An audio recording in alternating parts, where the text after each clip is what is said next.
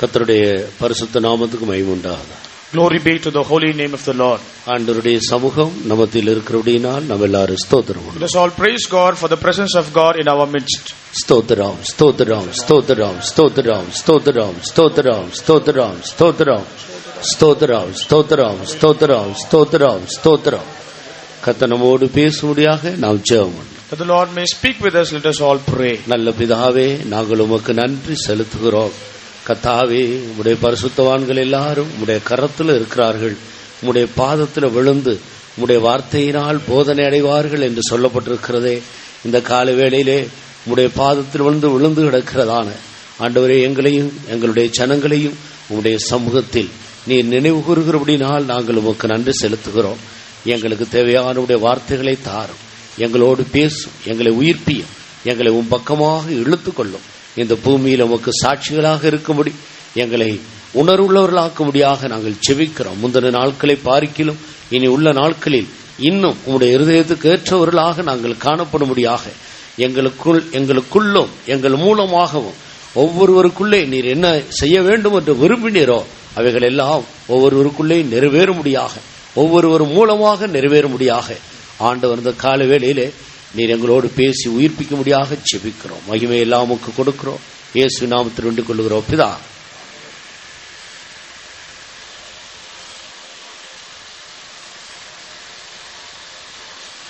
கர்த்தருடைய பரிசுத்த நாமத்துக்கு மகிமை உண்டாகட்டும். Glory be to the holy name of the Lord. நாம் எல்லாரும் தேவ சமூகத்தில் கூடி வந்திருக்கிறோம். We all have gathered here in the presence of God. எதற்காக நாம் இங்கே கூடி வந்திருக்கிறோம் என்று நம்ம எல்லாருக்கும் சொல்வதற்கு ஒரு பதில் இருக்கிறது. That is an answer for everyone, for you to assemble here. நாம் ஆசீர்வதிக்கப்பட வேண்டும் என்பதுதான் நம்ம எல்லாருடைய வாஞ்சை. The desire for all of us being gathered here is that we all should be blessed. நம்முடைய வாஞ்சை மட்டுமல்ல, இந்த முழு உலகத்தில் இருக்கிற சூரியனுக்கு கீழே உள்ள ஒவ்வொரு மனிதனுடைய வாஞ்சையும் கூட நான் ஆசீர்வதிக்கப்பட வேண்டும், நான் நன்றாக இருக்க வேண்டும் என்பதுதான். Not only we have such a longing, all the people over this world, they also have this longing that they also should be blessed. ஆனால் ஆசீர்வாதம் என்றால் என்ன? But what do you mean by blessing? ஆசீர்வாதங்கள் எங்கிருந்து வருகிறது? From where does blessings come from? ஒரு மனிதன் எப்படி ஆசீர்வதிக்கப்பட வேண்டும், how should a man be blessed என்பதை பற்றி ஒரு சரியான தெளிவு நமக்கு இராவிட்டால் நாம் சரியான ஆசீர்வாதங்களுக்கு நேராக நாம் கடந்து செல்ல முடியாது. If we don't have a clear understanding about all these things, we cannot advance to approach all these blessings. சாதாரணமாக ஆசீர்வாதங்கள் என்றால் இந்த பூமியில ஒரு நல்ல வீடு இருக்க வேண்டும். Generally speaking, receiving blessings means having a good house in this world. ஒரு நல்ல காரோ இல்லாவிட்டால் ஒரு டூ வீலர் பிரயாணம் பண்ணுவதற்கு ஒரு வாகனம் இருக்க வேண்டும். Having a two-wheeler or a good car for us to travel. போதுமான பண வசதி இருக்க வேண்டும். Sufficient money for us to spend. நன்றாக உடுத்த வேண்டும். We should dress well. மற்றவர்கள் எல்லாரும் நம்மை மதிக்க வேண்டும். All of the others should honor us. மற்றவர்கள் மத்தியில கௌரவமாக இருக்க வேண்டும். We should be living in a majestic way. இன்னும் கொஞ்சம் அதிகமாக விரும்பினால் சரீரத்தில் எந்த வியாதி இல்லாமல் சுகத்தோடு நீண்ட நாட்கள் இருக்க வேண்டும். To clearly tell, we have to live in a healthy manner. இதுதான் எல்லா மனிதர்களும் ஆசீர்வாதங்கள் என்று நினைக்கிறது. So people think that these are all blessings. ஆனால் வேத வசனங்களை நாம் சரியாக கவனிக்கும் போது, but when we clearly meditate the word of God, இதுவும் ஆசீர்வாதங்களில் ஒன்று. These are also a part of the blessings. ஆனால் இதுதான் ஆசீர்வாதம் என்று அல்ல. But we cannot say that these alone are the blessings. வேத வசனத்தை நாம் நன்றாக கவனிக்கும் போது ஆசீர்வாதங்களை 4 பெரிய பகுதியாக நாம் பிரிக்கலாம். When we clearly divide the scriptures, discern them, we can divide the blessings into 4 groups. ஒன்று, இப்பொழுது நாம் பேசிக்கொண்டிருந்த இந்த பூமி சம்பந்தப்பட்ட ஆசீர்வாதங்கள். One group or one kind of blessing is that we spoke about the earthly blessings. நல்ல வீடு, good house, நல்ல வாகனம், good traveling commodity, நல்ல வஸ்திரம், good clothes, மனிதர்கள் மத்தியில எல்லாராலும் மதிக்கப்படக்கூடிய ஒரு மரியாதையான வாழ்க்கை, a good majestic and honorable life in this world before others. இப்படி இதெல்லாம் ஒரு ஆசீர்வாதம் என்று சாதாரணமாக எல்லாரும் விளங்கிக் So கொள்கிறார். generally many people understand these are also the blessings. இது பூமிக்குரிய ஆசீர்வாதம். These belong to the blessings of this world. இரண்டாவதாக சரீர சம்பந்தப்பட்ட ஆசீர்வாதம். Secondly, blessings for our physical life. சரீரத்தில் நல்ல சுகத்தோடு ஆரோக்கியத்தோடு நல்ல அழகா இந்த பூமியில நீண்ட நாட்கள் சுகமாக இருக்கிறது ஒரு ஆசீர்வாதம். Prolonging our days in good health and strength, that is also a blessing in our body. எந்த வியாதி இல்லாம, without any sicknesses, எதையும் சாப்பிடக்கூடிய ஒரு ஆரோக்கியம், health so that we may enjoy food, any item, நல்ல மனைவி, நல்ல பிள்ளைகள், good wife and good children, இது நல்ல நண்பர்கள், good friends, இதெல்லாம் சரீர சம்பந்தப்பட்ட ஆசீர்வாதம். These are all the physical blessings we enjoy. மூன்றாவதாக thirdly, ஆத்மா சம்பந்தப்பட்ட இல்லாட்டால் ஆவிக்குரிய ஆசீர்வாதம். the blessings that is connected to the soul or the spiritual blessings. ரட்சிக்கப்பட்டிருக்க வேண்டும். We have to be saved. எல்லா பாவங்களை விட்டு விலகி ஜீவிக்க வேண்டும். Renouncing all our sins, living a pious life. யாவரோடு சமாதானமா இருக்க வேண்டும். Living a peaceable life with everyone. எதற்கும் பயப்படாமல் ஒரு நல்ல மனசாட்சியோடு ஜீவிக்க வேண்டும். Living with a pure conscience, not having hatred or having fear with anyone. கர்த்தருக்கு ஸ்தோத்திரம். Praise the Lord. இந்த பூமியில இருக்கும்போதே பரலோகத்தை பற்றிய ஒரு நல்ல நம்பிக்கையோடு ஜீவிக்க வேண்டும். While we are on this earth, we should live with a heavenly hope. இந்த பூமியில இருக்கும்போது தேவனோடு ஒரு நல்ல ஆழமான தொடர்பு வைத்து ஜீவிக்க வேண்டும். While we are on this earth, having a deep connection with the Lord and living such a way. இதெல்லாம் ஆத்மா சம்பந்தப்பட்ட ஆவிக்குரிய ஆசீர்வாதங்கள். These are all the blessings that is in connection with the soul, and they are called spiritual blessings. நான்காவதாக நாம் மரித்த பின்பு பரலோகத்தில் என்றென்றைக்கும் ஆண்டவரோடு கூட இருக்கிற அனுபவம். So fourth blessing is the blessing which we enjoy in heaven together forever with the Lord. பரலோகத்திலேயே பல அனுபவங்கள் இருக்கிறது. There are so many experiences seen in heaven. பரலோகம் என்று சொல்லும்போது அதிலே 4 பகுதிகள் இருக்கிறது. When we consider about heaven, there are 4 divisions there. ஒன்று புதிய பூமி, one is the new earth, இன்னொன்று புதிய வானம், another is the new heaven, மூன்றாவது புதிய எருசலேம், thirdly is the new Jerusalem, நான்காவது சியோன், fourthly Zion. இவைகள் எல்லாமே பரலோகத்தை சார்ந்த பகுதிகள் தான். So all these 4 consist of heaven. இவைகளிலே மிக சிறப்பான பகுதி என்று சொல்லுவது புதிய எருசலேமும் சியோனுமாக இருக்கிறது. The most special place there in heaven is that we call as New Jerusalem and Zion. தேவன் அங்கே வாசம் பண்ணுகிறார். Because God dwells there. மகிமையிலே நட்சத்திரங்களுக்கு நட்சத்திரம் விசேஷித்திருக்கிறது. So one star is differing from another star by its glory. இங்கே star நட்சத்திரம் என்று சொல்லுவது பரலோகத்தில் இருக்கிற பரிசுத்தவான்களை காட்டுகிறது. The word star we mentioned here, it speaks about the saints in heaven. புதிய பூமியில இருக்கிறவர்களும் பரிசுத்தவான்கள் தான். Those who are in new heaven, they are also saints. புதிய வானத்தில் இருக்கிறவர்களும் பரிசுத்தவான்கள். Those who are in the new earth also, they are saints. புதிய எருசலேமில் இருக்கிறவர்களும் பரிசுத்தவான்கள். All those who are in New Jerusalem, they also are saints. சியோன்ல இருக்கிறவர்களும் பரிசுத்தவான்கள். Those who are in Zion, they are also called saints. ஆனால் இந்த ஒவ்வொரு இடத்துல இருக்கிற பரிசுத்தவான்களுக்குள்ள ஒருவருக்கொருவர் வித்தியாசம் இருக்கிறது. All the people seen in this different place, there is a glory difference between them. புதிய பூமியில இருக்கிறவர்கள் எல்லாரும் ஒன்று போல இருக்கிறது இல்ல. So all those who are in new earth, they won't be the same. 0 watts பல்புக்கும் 15 வாட்ஸ் பல்புக்கும் 40 வாட்ஸ் பல்புக்கும் 100 வாட்ஸ் பல்புக்கும் வித்தியாசம் இருக்கிறது. There is a difference between the 0 watts and the 15 and the 30 and the 40 watts bulb. எல்லாம் current லைட்ல எரியுதுதான். Everything glow up through electricity. ஒன்னுடைய பிரகாசத்துக்கு இன்னொன்னுடைய பிரகாசத்துக்கு வித்தியாசம். But there is a difference in shining, glowing between them. அதே போல புதிய பூமியில இருக்கிற ஒரு தேவனுடைய மனிதனுக்கு இன்னொரு மனிதனுக்கு இடையில பிரகாசத்துல வித்தியாசம் இருக்கு. So those who are dwelling in new earth, there is a difference in glory between everyone. அதுபோல புதிய வானம். Similarly in new earth, in new heaven. அதே போலதான் புதிய எருசலேம். Similarly in New Jerusalem also. அதுபோலதான் Zion. And also in Zion. சியோன்ல இருக்கிறவர்களுடைய எண்ணிக்கை வேதத்துல கொடுக்கப்பட்டிருக்கிறது. So those who are in Zion, the number of the people is mentioned here in the Bible. 1,44,000 பேர் என்று நாம் அறிந்திருக்கிறோம். We already know that it is 1,44,000 people. இந்த 1,44,000 பேரும் ஒன்று போல பிரகாசிக்கிறது இல்ல. So all these 1,44,000 people doesn't glory with the same manner. இவர்கள் எல்லாரும் சியோனில் இருந்தாலும் ஒருவருக்கு ஒருவர் பிரகாசத்தில் வித்தியாசம் உண்டு. Although they are in Zion, there is a glory difference between them. அதுபோலதான் புதிய எருசலேமில் இருக்கிற விசுவாசிகளுக்குள்ளே. Similarly between the believers, those who dwell in New Jerusalem, ஒருவருக்கு ஒருவர் பிரகாசத்தில் வித்தியாசம் இருக்கிறது. Everyone, each one differ in their glory. எப்படியானாலும் இந்த பூமியில எவ்வளவு பிரைட் லைட்டா இருந்தாலும் சூரிய வெளிச்சம் வரும்போது அவைகள் இருக்கிற இடம் தெரியாமல் போய்விடுகிறது. Whatever bright light we apply or we fix in this earth, when sun shines, it becomes nothing, Lord, before it. எவ்வளவு பெரிய பரிசுத்தவான்கள் எவ்வளவு பிரகாசித்தாலும் சர்வ வல்லமையுள்ள தேவனுக்கு முன்பாக அவர்கள் விசேஷித்தவர்கள் அல்ல. How many saints of God, they shine before God, they are not special. அவர் ஒருவரும் சேரக்கூடாத ஒளியில் வாசம் உண்டு. God dwells in the place where no lights approach unto. கர்த்தருடைய நாமத்துக்கு மகிமை உண்டாகட்டும். Praise the Lord. எப்படியானாலும் அருமையானவர்களே, beloved ones, பரலோகத்துக்கு என்று ஆண்டவர் இந்த பூமியிலே ஒரு கூட்ட ஜனங்களை ஆயத்தப்படுத்திக் கொண்டிருக்கிறார். The Lord is preparing a group of people for heaven.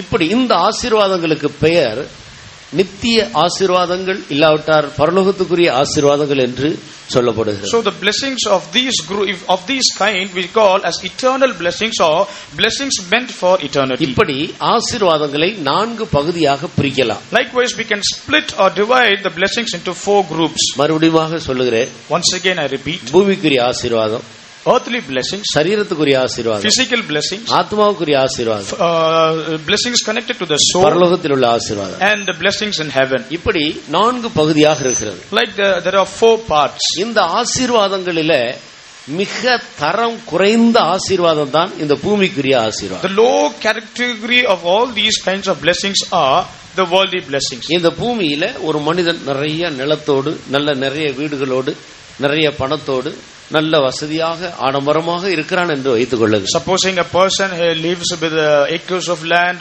with a very rich man with all his wealth, and he dresses well, so many things enjoy in this world. நல்ல உத்தியோகம் செய்கிறார், he runs a good job, நிறைய படித்திருக்கிறார், he is educated much, நிறைய சம்பளம் வாங்குகிறார், and he earns a lot of money. மனிதர்கள் மத்தியில ஒரு புகழ் வாய்ந்த ஒருவராக இருக்கிறார். Amidst the people of God he is very popular. இவ்வளவு இருந்தாலும் இந்த 4 ஆசீர்வாதங்களை ஒப்பிட்டு பார்க்கும்போது இதுதான் தரம் குறைந்த ஆசீர்வாதம். When compared to all these blessings, this is the low category of blessings he receives. இது ஒரு பெரிய காரியமே அல்ல. This is not something.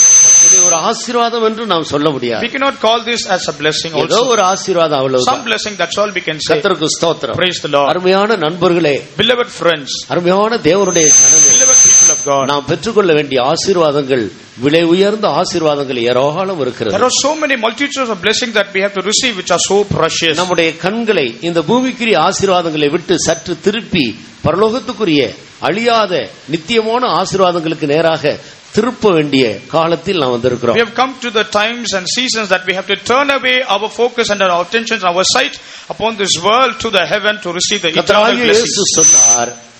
The Lord Jesus Christ said, நீங்கள் கிறிஸ்துவுடனே கூட எழுந்தது உண்டானால், if you are risen together with Christ, பூமியில் உள்ளவைகளை அல்ல, not on things on the earth, மேலானவைகளையே தேடுங்கள். seek those things which are above. மேலானவைகளையும் தேடுங்கள் என்று சொல்லவில்லை. It doesn't say seek also the things which are above. மேலானவைகளையே தேடுங்கள். Seek only the things which are above. பூமியில் உள்ளவைகளை அல்ல, not on things of the earth, மேலானவைகளையே தேடுங்கள். but on the things on the earth. ஏனென்றால் இந்த பூமி சீக்கிரத்தில் வெந்து உருகி போக போகிறது. Because all the things and the elements of this world is going to be put under fire. அங்காங்கு இந்த பூமி வெகு சீக்கிரத்தில் ஒழிந்து போக போகிறது என்பதை ஆண்டவர் பல விதங்களில் மனிதர்களுக்கு எச்சரித்துக் கொண்டே வருகிறார். God is warning through many instances and circumstances about to the people that how the world is going to be destroyed. பல இடங்களிலே பூகம்பங்கள் உண்டாகி, many people there is earthquakes, எத்தனையோ ஜனங்கள் அழிந்து போகிறார். many people perish because of that. அவர்கள் சேர்த்து வைத்ததெல்லாம் அழிந்து போகிறது. whatever they have accumulated has been destroyed. பூமி அதிர்ச்சி உண்டாகி எல்லாம் உள்ள போய் விடுகிறது. because of this earthquake trembling, everyone is going inside. Tsunami வந்து எல்லாம் வாரி கொண்டு போகிறது. The tsunami comes and sweeps away everyone. குஜராத்தில் பூமி அதிர்ச்சி வந்தபோது எவ்வளவோ ஜனங்கள் சேர்த்து வைத்த விலை உயர்ந்த பொன், வெள்ளி போன்றதான வைரம் போன்ற எல்லாம் பூமிக்கு அடியில் அப்படியே போய்விட்டது. ஒருவருக்கும் பிரயோஜனம் இல்லை. Many precious things like gold and silver which the people accumulated in Gujarat, because of the recent happening of the earthquake, everything got down into this earth. புதிய புதிய நல்ல வீடுகள் எல்லாம் நிலைகுலைந்து நொறுங்கி போயிட்டு, new and good houses were just all shaken and ruined. வேஷமாகவே மனிதன் திரிகிறான்.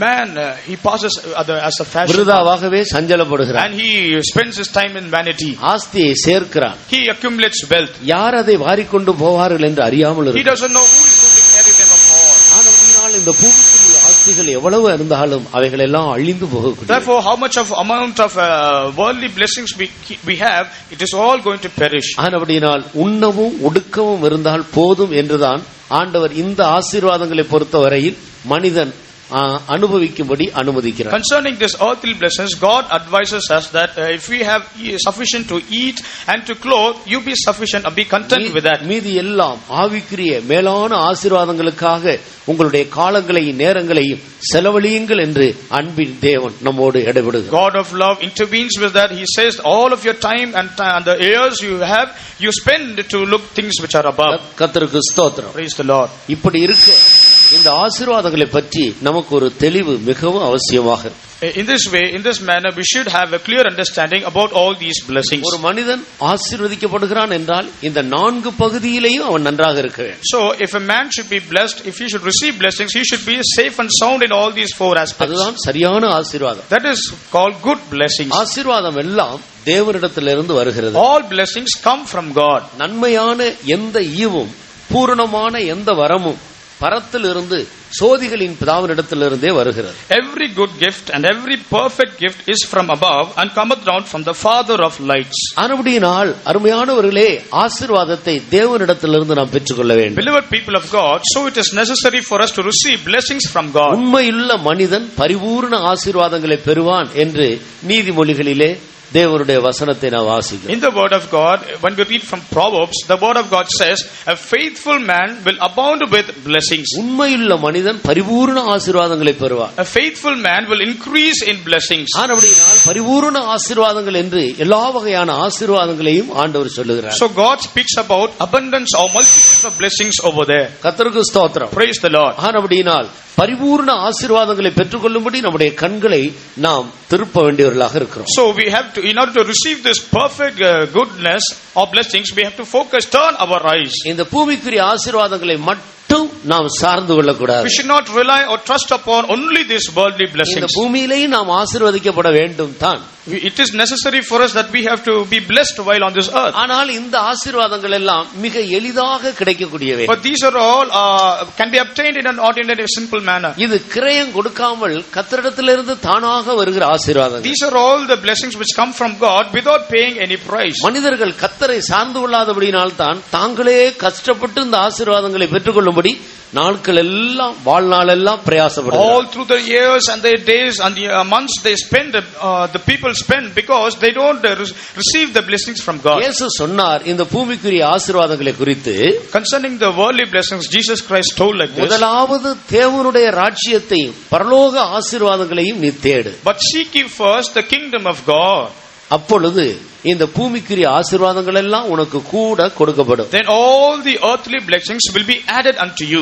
இந்த பூமிக்குரிய ஆசீர்வாதங்களுக்காக நாம் பிரயாசப்படக்கூடாது. So we should not labor or strive to receive the worldly blessings. அது கர்த்தர் நமக்கு தருவார். So God will give them. இஸ்ரவேல் ஜனங்கள் ஆண்டவருக்கு பிரியமாய் அவருடைய வார்த்தையின்படி கீழ்ப்படிந்து அவர்கள் கானானை நோக்கி போகும்போது கானானிலே எல்லாவற்றையும் அந்த ஜனங்களுக்கு ஆண்டவர் இலவசமாக கொடுத்தார். The Lord gave to the children of Israel all the goodness, all the blessings of the land of Canaan when they obeyed all the voice of God. ஏனென்றால் தேவனுடைய சத்தத்துக்கு செவி கொடுத்து கீழ்ப்படிந்ததினாலே தேவன் அந்த ஜனத்துக்கு அந்த தேசத்தை அவ்விதமாக கொடுத்தார். Reason being, they obeyed the voice of the Lord and they obeyed and followed him.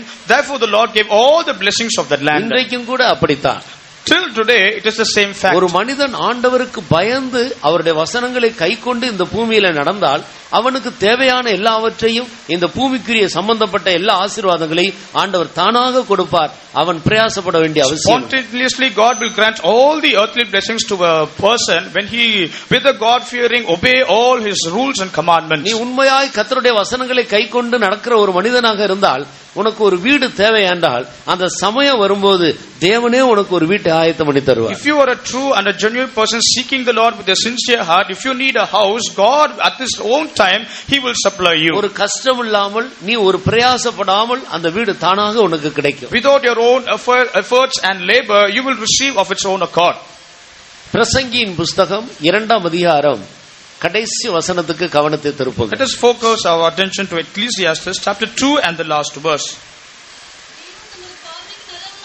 செய்கிறவனுக்கு ஞானத்தையும் அறிவையும் இன்பத்தையும் அளிக்கிறார். அந்த வசனங்களை எல்லாரும் பைபிளை திறந்து நன்றாக கவனித்து பாருங்க. Everyone should open your Bible and pay much attention to that word. தேவன் தமது பார்வைக்கு நல்லவனாய் இருக்கிறவனுக்கு ஞானத்தையும் அறிவையும் இன்பத்தையும் அளிக்கிறார். பாவம் செய்கிறவனுக்கோ தமது பார்வைக்கு நல்லவனாய் இருக்கிறவன் வசமாய் வைத்துவிட்டு போகும் பொருட்டு சேர்த்து குவித்து வைக்கும் தொல்லையை நியமித்திருக்கிறார். இதுவும் மாயையும் மனதுக்கு சஞ்சலமுமாய் இருக்கிறது. தேவன் செய்கிற இந்த பூமியிலே செய்கிற ஒரு பெரிய வேலையில் ஒன்றுதான் இந்த வேலை. Out of the great work that he does in this world, this is one among them. நன்றாக கவனியுங்கள். Pay much attention. உங்களுக்கு வீடு இல்லையா? Are you without house? வேலை கிடைக்கலையா? Are you without a job? இன்னும் சரியான விவாகம் நடக்கலையா? Are you not getting married? சரியான வாகனம் இல்லையா? Don't you have any traveling commodities? குடும்பத்துக்கு தேவையான அளவுக்கு போதுமான வருமானம் இல்லையா? Is there not sufficient salary to sustain your family? அப்படிப்பட்டவர்கள் எல்லாரும் தயவு செய்து கைகளை உயர்த்துங்கள். Please put up your hands. நீங்கள் எல்லாரும் இந்த வசனத்தை நன்றாக கவனி. Everyone should pay a careful attention to this word. தேவன் தமது பார்வைக்கு நல்லவனாக இருக்கிறவனுக்கு ஞானத்தையும் அறிவையும் இன்பத்தையும் கொடுக்கிறார். For God giveth to a man that is good in his sight wisdom and knowledge and joy. பாவம் செய்கிறவனுக்கோ தமது பார்வைக்கு நல்லவனாக இருக்கிறவன் வசமாய் வைத்துவிட்டு போகும்படி சேர்த்து குவித்து வைக்கும் தொல்லையை நியமித்திருக்கிறார். But to the sinner he giveth travail to gather and to heap up that he may give to them that is good before God. This is vanity and vexation of spirit. இந்த பூமியிலே உள்ளவைகளை சேர்த்து குவித்து வைக்கிற தொல்லை யார் மேல நியமிக்கப்பட்டது? So to accumulate wealth on all the treasures in this world, upon whom is it given this responsibility? நீங்க சொல்லுங்க. இப்ப வாஸ்த வசனத்திலிருந்து நீங்க சொல்லுங்க. இந்த பூமியில இருக்கிற நிலம் பொருள் வீடு அது இந்த சொத்தை எல்லாம் சேர்த்து வைக்கிற இந்த தொல்லை யார் மேல நியமிக்கப்பட்டிருக்கிறது?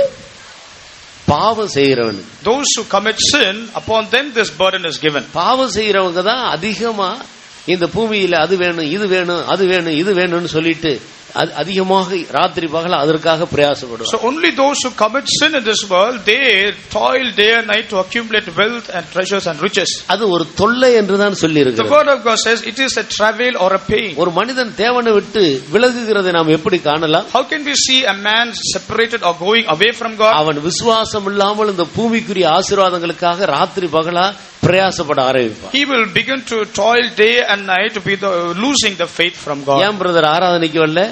Why didn't you come for the morning service, brother? எனக்கு வேலை இன்னைக்கு முக்கியமான வேலை. I had an important work. என்ன சிஸ்டர் சுத்திகரிப்பு கூட்டத்துக்கு வரல? Why didn't you come to the sanctification meeting, sister? ஐயோ வீட்ல சமைக்க வேண்டிய வேலை நிறைய. I had a cooking work at home. எனக்கு நேரமே இல்ல. I didn't have time.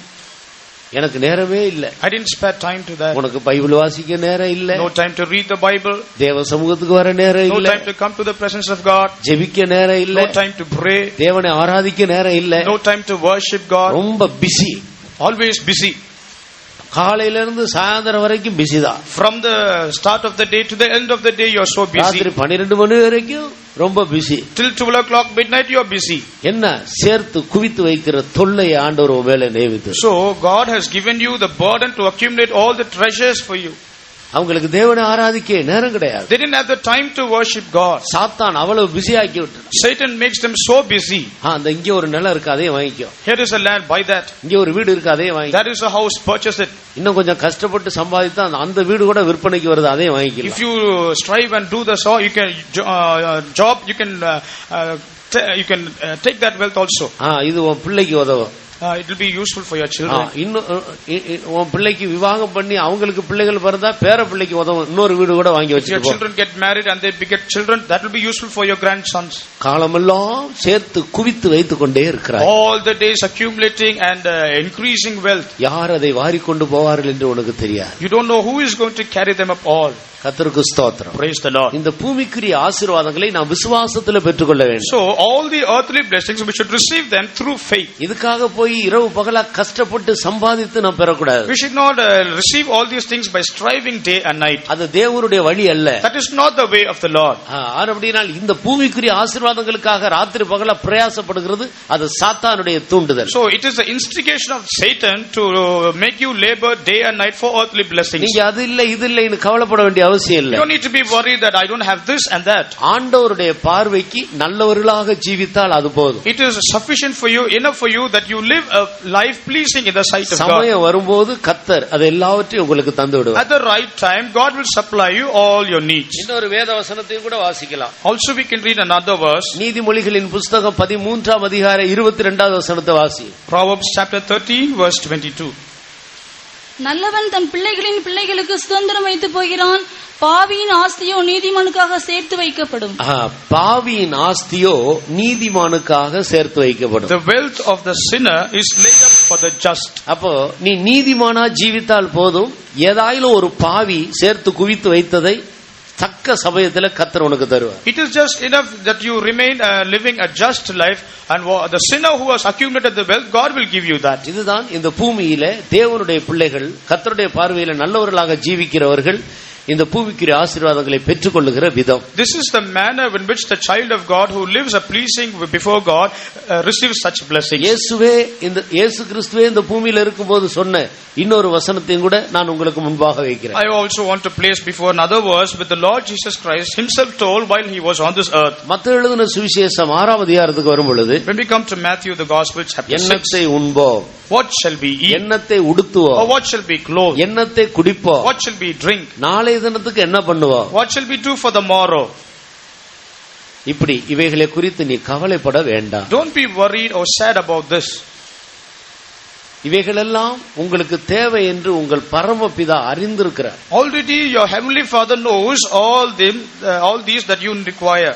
இவைகளை எல்லாம் அஞ்ஞானிகள் தான் நாடி திரிகிறார்கள். Only the Gentiles seek after these things. சாப்பாட்டுக்கு என்ன பண்றது, தங்குறதுக்கு என்ன பண்றது, பிரயாணம் பண்றதுக்கு என்ன பண்ணுகிறது, இதையெல்லாம் அஞ்ஞானிகள் இயேசுவை விசுவாசியாதவர்கள் நாடி தேடுகிறார். Those who doesn't believe in God, have the faith in God, only the Gentiles, they seek after where to stay, how to travel, how to eat and what to do. இந்த சொத்து போயிட்டா என்ன பண்றது, இந்த சொத்து போயிட்டா என்ன பண்றது, what will do when all this property and this land goes off. நீ கவலைப்படவே கவலைப்பட. No need to get worried. ஆண்டவருடைய பார்வையில நல்லவனாக ஜீவி. You live a pleasing be good in the sight of God. தக்க சமயம் வரும்போது எல்லாம் உனக்கு கொடுக்கப்படும். At the right time everything will be supplied to you. இவைகளெல்லாம் அஞ்ஞானிகள் நாடி தேடுகிறார். Only the Gentiles seek after these things. இவைகளெல்லாம் உங்களுக்கு தேவை என்று பிதாவுக்கு தெரியும். Already your heavenly Father knows all your requirements. எப்போ கொடுக்க வேண்டுமோ அப்போ கொடுப்பார். At the right time should be given, it will be given to you. எப்போ கொடுப்பார் என்று நீங்கள் நினைக்கிறீர்கள்? At what time will the Lord give you, do you suppose? சிலர் யோசிக்கலாம், எனக்கு இப்பொழுது வயது 18, mine age is 18 now. நான் 80 வயசுல சாக போற காலத்துல ஆண்டவர் இதெல்லாம் தந்தா எப்படி அனுபவிக்கிறது? When God gives all these blessings when I am 80, how can I enjoy them at that time? ஆண்டவருடைய காலம் எப்போ வரும்? When will the Lord's time come? ஆண்டவருடைய காலம் எப்போன்றது அங்கே எழுதி இருக்கிறது. At the same place the time of the Lord is also mentioned. கர்த்தருக்கு ஸ்தோத்திரம். Praise the Lord. நீ எப்போது ஆண்டவருடைய பார்வையில நல்லவனாக ஜீவிக்கிறாயோ அதுதான் ஆண்டவர் உனக்கு தருகிற வேலை. The time when you live good before the sight of the Lord, it is the right time of God giving you blessings. நீ நீதிமானாக ஜீவிக்கிறாயோ அப்பொழுது கர்த்தர் அதை உனக்கு தந்துவிடுவார். The moment or the time you live a righteous life before God, that is the time that you receive all these blessings. இன்னும் எப்படி பரிசுத்தமாய் ஜீவிப்பது? Lord, how can I live still more holy life? இன்னும் எப்படி சுத்திகரிப்பது? How can I still more sanctify myself? இன்னும் எப்படி ஆண்டவருக்கு பிரியமாக ஜீவிப்பது? How can I live a life of pleasing to him still more? இரவு பகலா இதத்தான் நம்ம கண்டுபிடிக்க வேண்டும். Day and night we should seek after these things. நீங்கள் இதை கண்டுபிடியுங்கள். அந்த சரிப்படுத்த வேண்டிய காரியங்களை சரிப்படுத்தும் போது கர்த்தர் நமக்கு தேவையானது. You find out these things, and when you rectify all this that has to be done, God will supply all your needs. நான் ஒரு காரியம் உங்களுக்கு சொல்லுகிறேன். I want to tell you something. நான் இப்போது சொல்ல போற காரியம் உங்க எல்லாருக்கும் தெரிந்த ஒரு காரியம். I think you might have already known the truth, something that I'm going to tell now. உங்களில் பலருக்கும் கை குழந்தைகள், சிறு பிள்ளைகள் இருக்கிறார்கள். You might have had newborn baby. நாம் எல்லாருமே ஒரு காலத்தில் அதுபோல கை குழந்தைகளாக சிறு பிள்ளைகளாக இருந்தவர். We also once upon a time like a baby which a mother used to carry always. என்றைக்காவது உங்களுடைய வீட்டில் இருக்கிற கை குழந்தைகள், அந்த சிறு பிள்ளைகள், அவங்களுக்கு துணி வேணும், எனக்கு சாப்பாடு வேணும், அது வேணும், இது வேணும்னு இந்த கை குழந்தைகள் என்றைக்காவது வாய் திறந்து உங்களிடத்துல கேட்டிருக்கிறதா? That any time the infant or this newborn baby has claimed to give clothes for it to wear? பால் குடிக்கிற குழந்தைகள் என்றைக்காவது உங்களிடத்துல வாயை திறந்து எனக்கு நல்ல துணி வாங்கித்தா, எனக்கு துணி இல்லாம இருக்கிறேன்னு என்றைக்காவது உங்களிடத்துல கேட்டிருக்கிறதா? Any sucking child has asked their parents that I don't have any clothes to wear, please buy me some. எனக்கு நல்ல கட்டில்ல போடு என்று சொல்லி இருக்கிறதா? Has it ever told that you lay me down in a good cot? கொசு கடிக்குது, கொசு வலை கொண்டாந்து வை அப்படின்னு என்னைக்காவது சொல்லி இருக்கிறதா? Mosquitoes are biting me, do you spread a mosquito net over me? ஊஞ்சல் விளையாடுறதுக்கு என்ன ஒரு தொட்டியில போடுன்னு என்னைக்காவது பிள்ளைகள் கேட்டிருக்கிறதா? Has it claimed the cradle to be dandled about?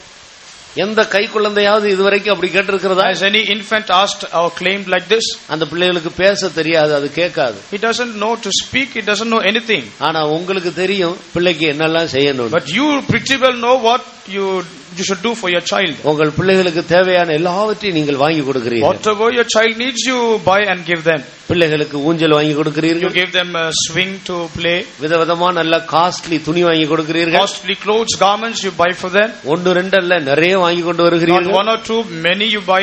சிறு பிள்ளைகளா இருக்கும்போது அவங்களுக்கு வஸ்திரத்தை பற்றி ஒரு அறிவு இல்லாமல் இருக்கும்போதே நல்ல வஸ்திரம் உடுத்தி எல்லாரும் பார்க்கிறதுக்கு பார்வைக்கு இன்பமாக இருக்க வேண்டும் என்று சொல்லி, எல்லாருடைய பார்வையிலே நன்றாக இருக்க வேண்டும் என்று சொல்லி பிள்ளைகளுக்கு அழகழகான வஸ்திரங்களை டிசைனா வாங்கி கொடுக்கிறீங்க. They are so little and so young, they not have the knowledge about wearing the dress. You purchase multicolors of dress which will be attractive and so beautiful. Others you buy them and you clothe them. இப்படி எல்லாம் பிள்ளைகளுக்கு செய்ய வேண்டும் என்று பிள்ளைகளுக்கு தெரியாது, ஆனா உங்களுக்கு தெரியும். So these children are ignorant of all these things, but you are so pretty well known about அதே that. போலதான் ஆண்டவர் கூட. In the same way, our God is also seen in the same manner. நாம் திரும்பி பிள்ளைகளை போல நடந்து கொண்டால் போதும், ஆண்டவர் நமக்கு தேவையான எல்லாவற்றையும் அவர். If you repent and be as a little child, God will supply all our needs. பிள்ளைகள் தங்களுடைய தேவைகளுக்காக கவலைப்படுகிறதே இல்லை.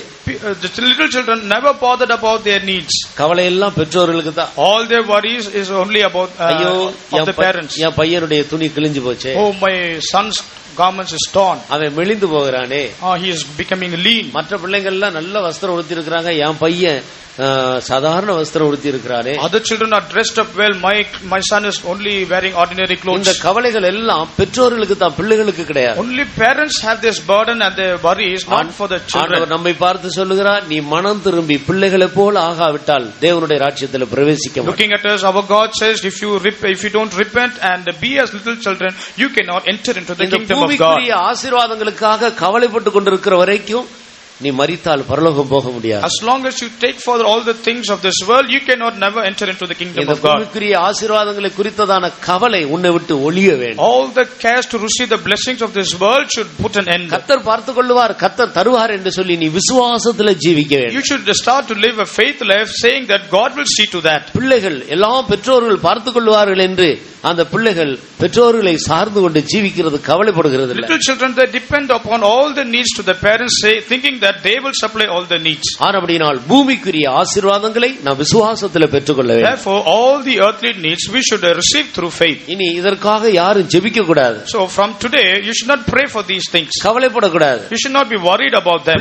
பிள்ளைகள் நன்றாக படிக்கணும்னு சொல்லி நாள் முழுவதும் 2 நாள் 3 நாள் சாப்பிடாம உபவாசம் எடுக்கிற பெற்றோர்கள் உண்டு. There are so many parents that they take fasting for 2 or 3 days so that their children may be having good education. என் மக 10th படிக்கிறா, My daughter is studying in 12th. என் பையன் +2 படிக்கிறான். My son is doing 12. நல்ல mark எடுக்கணும். He has to score good marks. பையனை TV பார்க்க விடு, cinema பார்க்க விடு, நீ உபவாசம் எடுத்து 3 வேளையும் ஆண்டவரே ஆண்டவரேன்னு பையனுக்காக ஜெபம் பண்ணிட்டு இரு. Allow him, your son or your daughters, to watch television and you pray, Lord, Lord, with fasting. கர்த்தருக்கு ஸ்தோத்திரம். Praise the Lord. எவ்வளவு தூரம் வெளிப்படுத்துதல் இல்லாத ஒரு ஏழை பெற்றோர்களாக இருக்கிறீர்கள். So many parents, they are poor without having any revelation. பிள்ளை ஆண்டானை அவன் சிறு பிள்ளையா இருக்கும்போது நடக்க வேண்டிய வழியில நடத்து. Train up the child while he is young. வாலிபன் தன் வழியை எப்படி சுத்தம் பண்ணுவான்? Wherewithal shall the young man cleanse his way? கர்த்தருடைய வசனத்தின்படி தன்னை காத்துக் கொள்ளுகிறதுனால் தான். By preserving himself according to the word of God. பிள்ளைகளுடைய படிப்புக்காக பாரப்படாதீங்க. Don't be burdened about your children's education. உங்களுடைய பிள்ளை ஒரு பரிசுத்தவானா ஜீவிக்கிறதுக்காக உபவாசம் எடுத்து JP. You fast and pray that your children may be living a holy life. உன்னுடைய பிள்ளைகள் தேவனுடைய பிள்ளைகளாக ஜீவிக்கிறதுக்காக ஜெபியுங்கள். That your children may live as children of God, you pray for that. உங்களுடைய பிள்ளைகள் தெய்வத்துக்கு பயந்து நடக்கிற பிள்ளைகளாக ஜீவிக்க பிரயாசப்படுங்க. You labor and strive that your children may live a godly life before God. அவர்களுடைய வருங்காலத்தை கர்த்தர் அழகா பாதுகாத்துக் God will beautifully plan all the futures. அப்படினால் இன்றைக்கு எத்தனையோ பெற்றோர்கள் பிள்ளைகள் நன்றாக படிக்க வேண்டும், ஞானியா இருக்கணும், உலகத்துல பேர் வாங்கணும்ன்றதுக்கு தான் ஜெபிக்கிறாங்க, பிரயாசப்படுகிறாங்க, எங்களையும் ஜெபிக்க சொல்றாங்க.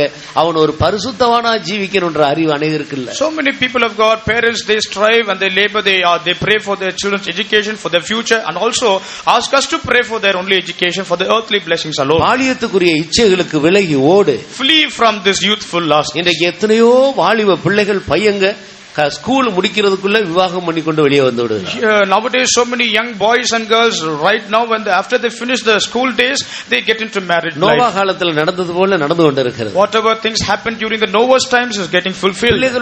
பிள்ளைகளுடைய பரிசுத்தத்தை குறித்து பெற்றோர்களுக்கு அக்கறை இல்லை. People are not concerned or burdened about the holy life of their children. அவர்கள் கூட்டங்களுக்கு வராவிட்டாலும், பைபிள் வாசிக்காவிட்டாலும், ஜெபிக்காவிட்டாலும், சுத்திகரிக்கப்படாவிட்டாலும், அவர்கள் எங்க சுத்தினாலும் அதை குறித்து பெற்றோர்கள் கவலைப்படுகிறதில்லை. நல்லா படிக்கணும், வேலை வாங்கணும், நிறைய சம்பாதிக்கணும். The children should be educated, they should earn a lot of money, they should have a good job. Wherever the son goes, not coming to the church, doesn't read Bible, it doesn't matter at all for them. பூமிக்குரிய ஆசீர்வாதங்களுக்காக கவலைப்படாதீர்கள். Don't be careful about the earthly blessings. பூமியில் உள்ளவைகளை அல்ல, not on things on the earth. மேலானவைகளை தேடுங்கள். Seek those things which are above. அப்படினால் நாம் எப்போதும் மேலான ஆவிக்குரிய உன்னதத்துக்குரிய ஆசீர்வாதங்களை தான் தேட வேண்டும். Always we should seek after, pursue after things which are lofty, which are high and which are heavenly. பாவியினுடைய ஆஸ்திகள் எல்லாம் நீதிமானுக்காக கர்த்தர் வைத்திருக்கிறார். All the wealth of the sinners the Lord has kept them for the just. எவனாச்சும் கஷ்டப்பட்டு கட்டி ஒரு நல்ல அழகான வீட்டை கட்டி அவன் பாவி, அவன் பல விதங்கள்ல சம்பாரிச்சு கட்டி வைப்பான். நீ ஜெபம் பண்ணிக்கொண்டே இரு, தக்க சமயம் வரும்போது நியாயமான விலைக்கு ஆண்டவர் காசு உனக்கு தருவார், நீ அதை போய் வாங்கி கொண்டு சந்தோஷமா இருந்து ஆண்டவரை துதிக்கலாம். Some sinner or any other fellow, he will be toiling and laboring to build a good building. You keep on praying with faith and God will supply you money and you can buy them without any labor. கட்டி முடித்த உடனே விற்க வேண்டிய சூழ்நிலை அவனுக்கு வரும். After finishing the building, there will be occasion rising for him to sell that building. அதை கஷ்டமில்லாமல் வாங்கிக் கொள்ள வேண்டிய சூழ்நிலை கர்த்தர் உனக்கு உண்டாக்குவார். God will give you a situation that you may purchase it without any labor. நீ விசுவாசத்தோடு இருந்தால் தேவன் இப்படித்தான் நடத்துவார். If you live with faith, God will lead you in this path. இதை விசுவாசிக்கிறவர்கள், ஏற்கனவே இப்படி அனுபவித்தவர்கள் கரங்களை உயர்த்தி கர்த்தரை மகிமைப்படுத்துவோமா? All those who already believe and have gone through this experience, let us raise up our hands and praise, glorify God. Hallelujah, hallelujah.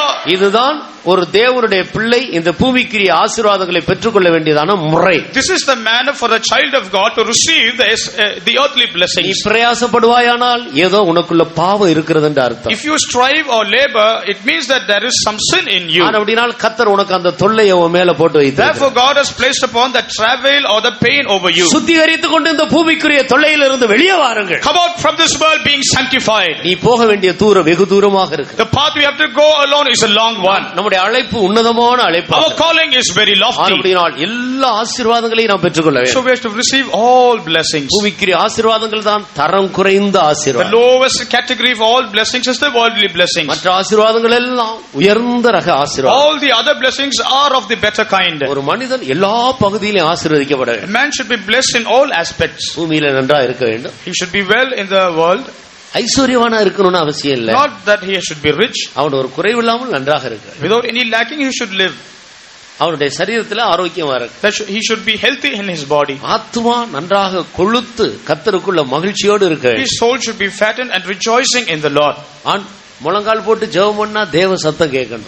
When he kneels down and pray, he should hear the voice of God. ஆண்டவர் இன்றைக்கு வந்தால் நான் அவரை சந்திப்பேன் என்ற நம்பிக்கை இருக்கு. He should have the faith and the hope that when God comes today, I will be caught up. யாவரோடு சமாதானமா இருக்கு. Living peaceably with everyone. பிசாசை தவிர வேற யாரிடத்திலயும் நமக்கு கசப்போ துக்கமோ இருக்க கூடாது. Other than the devil, we should not harbor bitterness or hatred with any other people. அவன் ஒரு ஆளு தான் நமக்கு எதிராளி. He is alone the adversary for us. இந்த பூமியில இருக்கிற எந்த மதத்தை சேர்ந்தவர்களா இருந்தாலும், எந்த ஜாதியா இருந்தாலும், எல்லாரும் நமக்கு சகோதர சகோதரிகளாக நாம் பாவிக்கிறோம். All the people of this world, to whatever category or whatever religion or caste they may belong, all of them belong to us. இயேசு கிறிஸ்து இந்த உலகத்தில் அன்பு கூர்ந்தார். Jesus Christ loved this world. பூமியில் உள்ள எல்லாரையும் நேசித்தார். He loved all the people over this world. அதுபோல நாம் எல்லாரிடத்திலும் அன்பா இருக்க. Therefore we should show love to everyone. இதெல்லாம் ஆவிக்குரிய ஆசீர்வாதங்கள். These are all connected, or these are all spiritual blessings. பரலோகத்துக்கு போகும்போது when we reach heaven, நாம் இயேசுவோடு ஒண்ணா உட்கார்ந்து we should be always together seated with God. அங்க தூரமா இருக்க கூடாது. We should not be far away there. இயேசுவோடு சேர்ந்து இருக்க. We should be united with Jesus. நான் எங்க இருக்கிறேனோ அங்கே என்னுடைய என்னை பின்பற்றினவர்களும் என்னோடு கூட இருப்பார். Where I am, those who follow me will also be there. அப்ப இயேசுவோடு கூட இந்த பூமியில எவ்வளவு நெருக்கமா இருக்கிறோமோ அதுதான் பரலோகத்திலேயே நாம் அவரோட நெருக்கமா இருக்கோம். So how much close we enjoy in this world, the more closer we will be there in heaven. என்றைக்கோ ஒரு நாள் ஆண்டவருடைய சத்தம் கேட்கிறது. Long back we heard the voice of God. என்றைக்காவது ஒரு நாள் பைபிள் வாசிக்கிறது. Sometimes in some day or the other we read the Bible.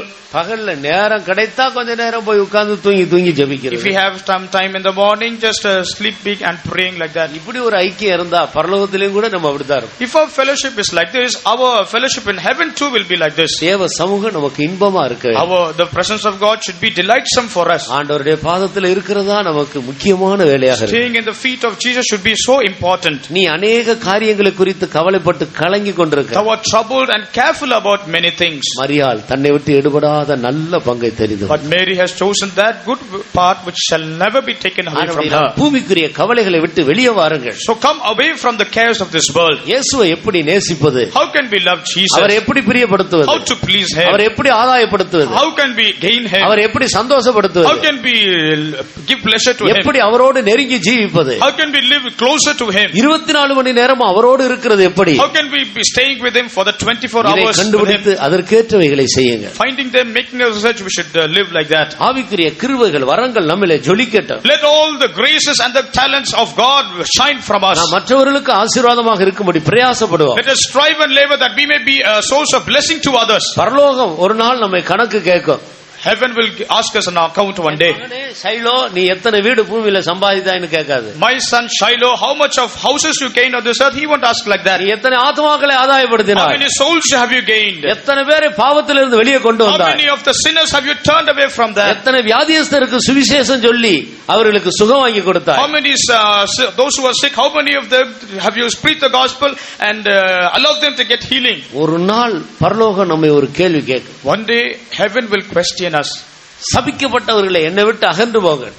Depart from me, ye cursed. நான் வியாதியா இருந்தேன், என்னை பார்க்க வரவில்லை. I was sick, you never came to inquire me. நான் வஸ்திரம் இல்லாமல் இருந்தேன், எனக்கு வஸ்திரம் கொடுக்க இல்லை. I was without any garments, you didn't ever give me garments. நான் பசியா இருந்தேன், எனக்கு போஜனம் கொடுக்க இல்லை. I was hungry, you never fed me. அப்போதான் கேட்பாங்க, ஆண்டவரே நீ எப்ப பசியா இருந்தீர்?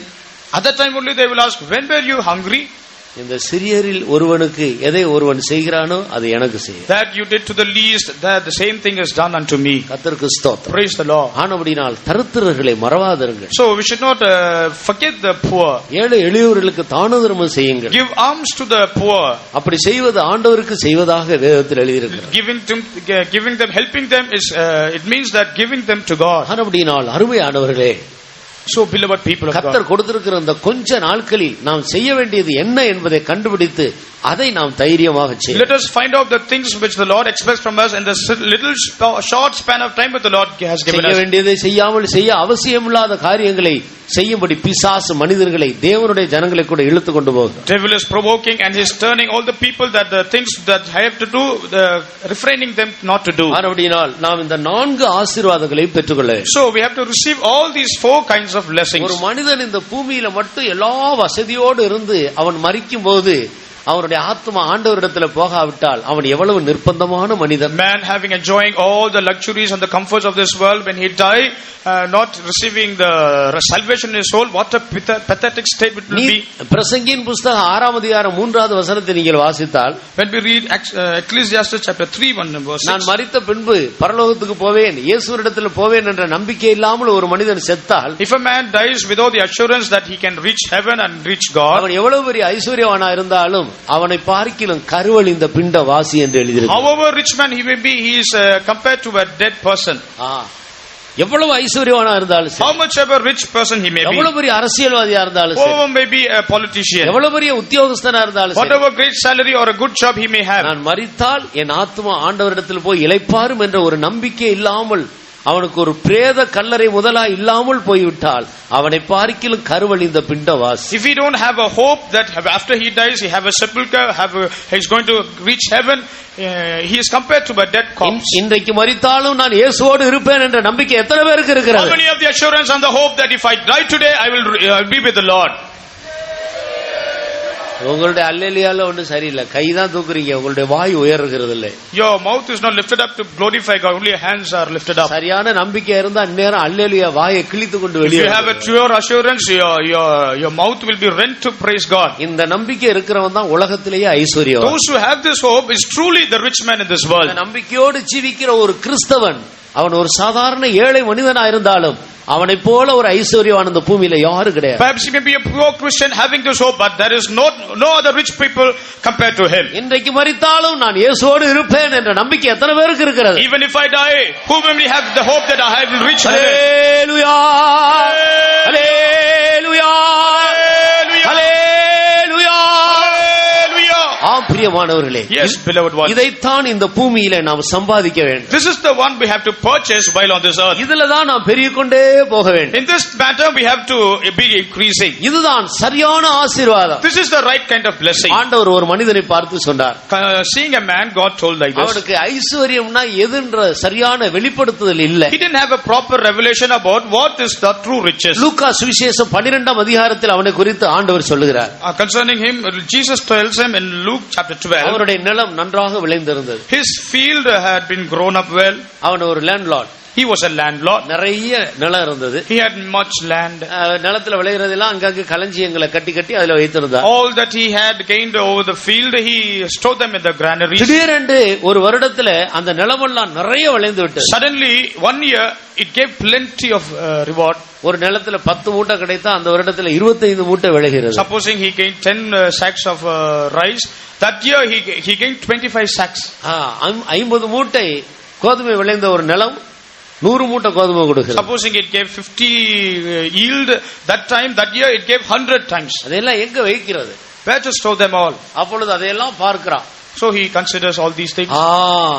என் நிலம் நன்றாக விளைந்திருக்கிறது. My field has given good increase. வியாபாரத்துல நல்ல துட்டு வந்திருக்கு, வருமானம் நிறைய. There is a good profit in my job. ஏற்கனவே இருந்த பீரோ நிரம்பி விட்டது, இந்த வருடத்துல நல்ல லாபம் வந்திருக்கு, இதை வைக்கிறதுக்கு இன்னொரு பெரிய பீரோ வாங்க. Already my bureau is filled up with all money. I have to purchase another big one. கொண்டு வந்து அந்த பீரோல நான் வைத்து விடுவேன். I will store them in my bureau.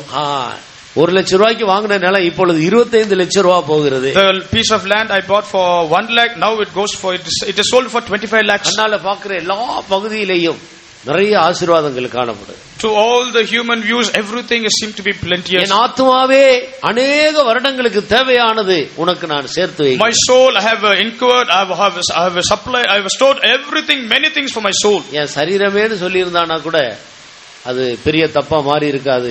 ஆத்மாவை பார்த்து சொல்றான், என் ஆத்மாவே அநேக வருடங்களுக்கு தேவையானதெல்லாம் உனக்கு சேர்த்து. Supposing he would have told, I have stored everything for my body, that would have been better, but he claims over his soul. நீ புசித்து குடித்து பூரித்து. He said, eat and drink and be merry. உனக்கு அநேக வருடங்களுக்கு தேவையானதெல்லாம் சேர்த்து வைத்திருக்கிறேன். So I have stored much goods and laid up for many years. இப்படி கட்டில்ல படுத்துக்கொண்டு அப்படியே அவர் பெருமிதப்பட்டு கொண்டிருக்கிறார். Like lying down on his cot and on his bed, he was thinking about all these things of his pride. திடீரென்று வானத்திலிருந்து ஒரு சத்தம். Suddenly there came a voice from heaven. இவர் நினைத்தார் தான் பெரிய புத்திசாலி என்று. He thought that he was something wise. ஆனால் வானத்திலிருந்து வந்த சத்தம் என்ன சொல்லுகிறது? But what of the voice out of heaven came? மதிகேடனே, thou fool, இன்றைக்கு உன் ஆத்மா உன்னை விட்டு எடுபடுமானால், if thy soul be required of thee tonight, நீ சேர்த்து வைத்தவைகள் யாருக்கா? then whose shall those things be? நீ பூமிக்குரிய ஐஸ்வர்யவானா இராமல் தேவனிடத்தில் ஐஸ்வர்யவானா இரு என்று சொல்லுகிறார். So God said, be thou rich people in the sight of God, than not the rich people in this world. தேவனிடத்தில் ஐஸ்வர்யவானா இராமல் இந்த பூமியில பொக்கிஷங்களை சேர்க்கிறவர்கள் இப்படி மதிகேடர்களாகவே இருக்கிறார்கள். Those who store all the riches in this world, not being rich in the sight of God, they are fools. வாசிங்க அந்த வசனத்தை. Read those verses. தேவனிடத்தில் ஐஸ்வர்யவானா இராமல் தனக்காகவே பொக்கிஷங்களை சேர்த்து வைக்கிறவன் இப்படியே இருக்கிறான் என்றார். இப்படியே மதிகேடனாகவே இருக்கிறான். So he that lay the treasure for himself and is not rich toward God is the same. பொக்கிஷத்தை பூமியில சேர்க்காதீர்கள். So we should not accumulate wealth on this earth. பொக்கிஷத்தை பரலோகத்திலே சேர்த்து. Accumulate treasure in heaven. இந்த பூமியில் உள்ள பொக்கிஷத்தை எல்லாம் பூச்சி கெடுத்து விடும். All the treasures in the earth the moth will eat up. ஆனபடியால் அருமையானவர்களே, Yes, beloved ones. ஆசீர்வாதங்கள் என்று சொல்லும்போது மேலான உன்னதத்துக்குரிய ஆசீர்வாதங்களை நாம் அறிந்து கொள்ள வேண்டும். When we speak of blessings, we should understand clearly about the heavenly blessings. இந்த 4 ஆசீர்வாதங்களும் இந்த பூமியில ஒரு மனிதனுக்கு நிறைவாக கிடைக்க வேண்டுமானால் அவன் எப்படி ஜீவிக்க வேண்டும் என்பதை பற்றி வேதத்திலிருந்து ஒரு வசனத்தை சொல்லி முடிக்க வருகிறேன். I'm going to conclude saying from the verse in the Bible that how should a person live if he should enjoy all these 4 blessings sumptuously. அநேக இடங்களில் எப்படி ஒரு மனிதன் ஆசீர்வதிக்கப்பட வேண்டும் என்று வேதத்தில் எழுதப்பட்டிருக்கிறது. In different places how a man should receive blessings and how should be blessed says the word of God. அதுல ஒரு காரியத்தை மட்டும் நான் உங்களோடு பகிர்ந்து கொள்ள out of which I'm going to share only one verse. 2 சாமுவேலின் புத்தகம் 6ஆம் அதிகாரம் 11-12 வசனத்தை வாசி. Read 2 Samuel chapter 6 and verse 11 and 12. கித்தியனாகிய Obed ஏதோமின் வீட்டிலே 3 மாதம் இருக்கையில் கர்த்தர் ஓபேத் ஏதோமையும் வீட்டார் அனைவரையும் ஆசீர்வதித்தார். தேவனுடைய பெட்டியின் நிமித்தம் கர்த்தர் ஓபேத் ஏதோமின் வீட்டையும் அவனுக்கு உண்டான எல்லாவற்றையும் ஆசீர்வதித்தார் என்று தாவீது ராஜாவுக்கு அறிவிக்கப்பட்டது. அப்பொழுது தாவீது தேவனுடைய பெட்டியை ஓபேத் ஏதோமின் வீட்டிலிருந்து தாவீது நகரத்துக்கு மகிழ்ச்சியுடனே கொண்டு வந்தார். கர்த்தருக்கு ஸ்தோத்திரம். Praise the Lord. நன்றாக கவனித்து பாருங்கள். Just give great diligence to this.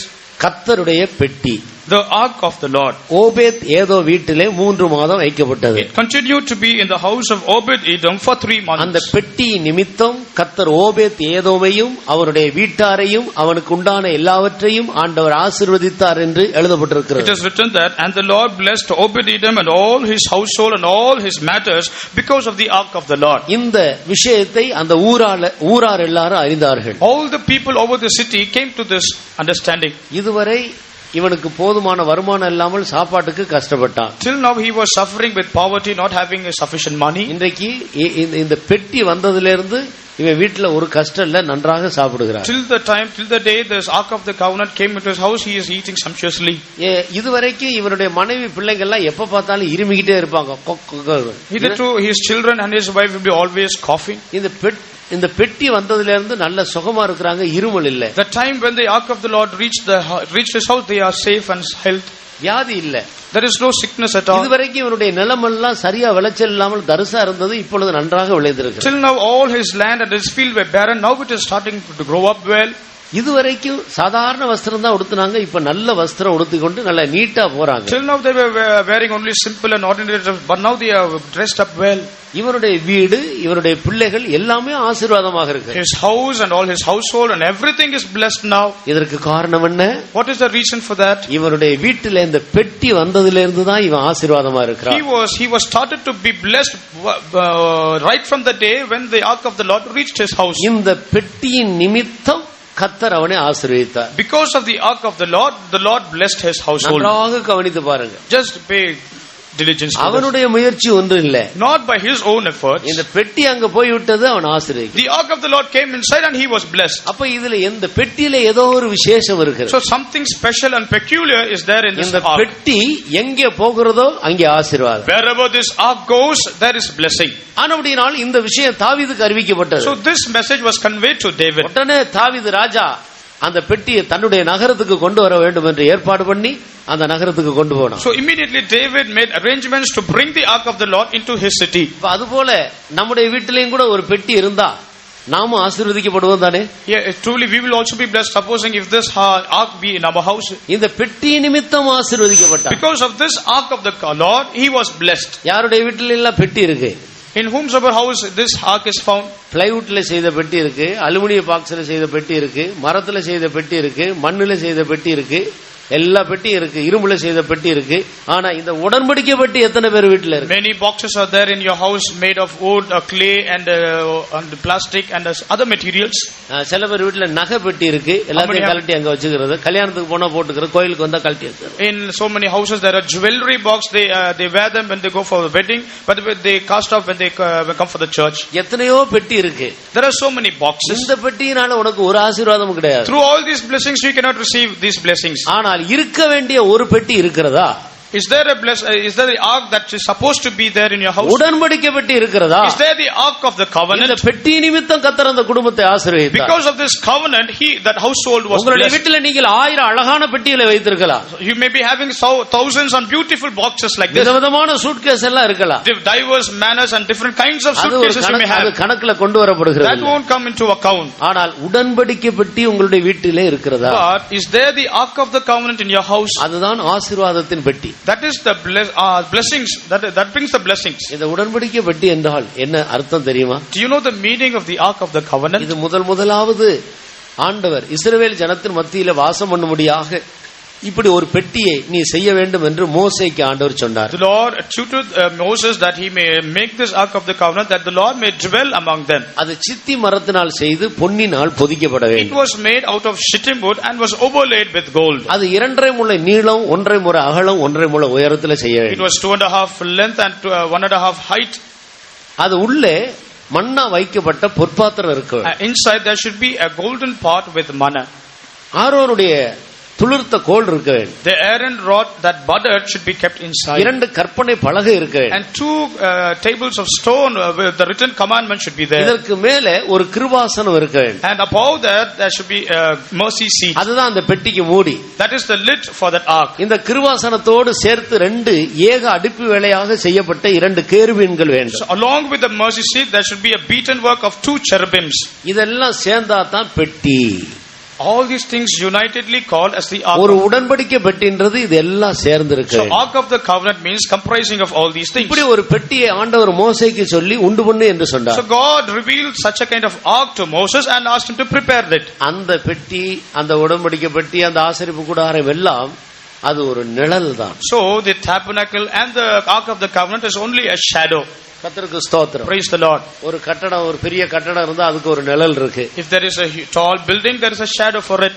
அந்த நிழல்னால ஏதாவது ஒரு பிரயோஜனம் இருக்குமா? Is there any profit out of that shadow? அது வெறும் நிழல் தான். It is only a shadow. அது ஒரு நாள் மறைஞ்சு போயிடும். It will vanish sometime. சூரியன் உதித்து மேல வரும்போது அது போயிடும். When the sun rises up, it will disappear. ஆனால் பொருளாக இருக்கிற உண்மையான கட்டடம் போகாது. But the object or the living thing, that won't perish.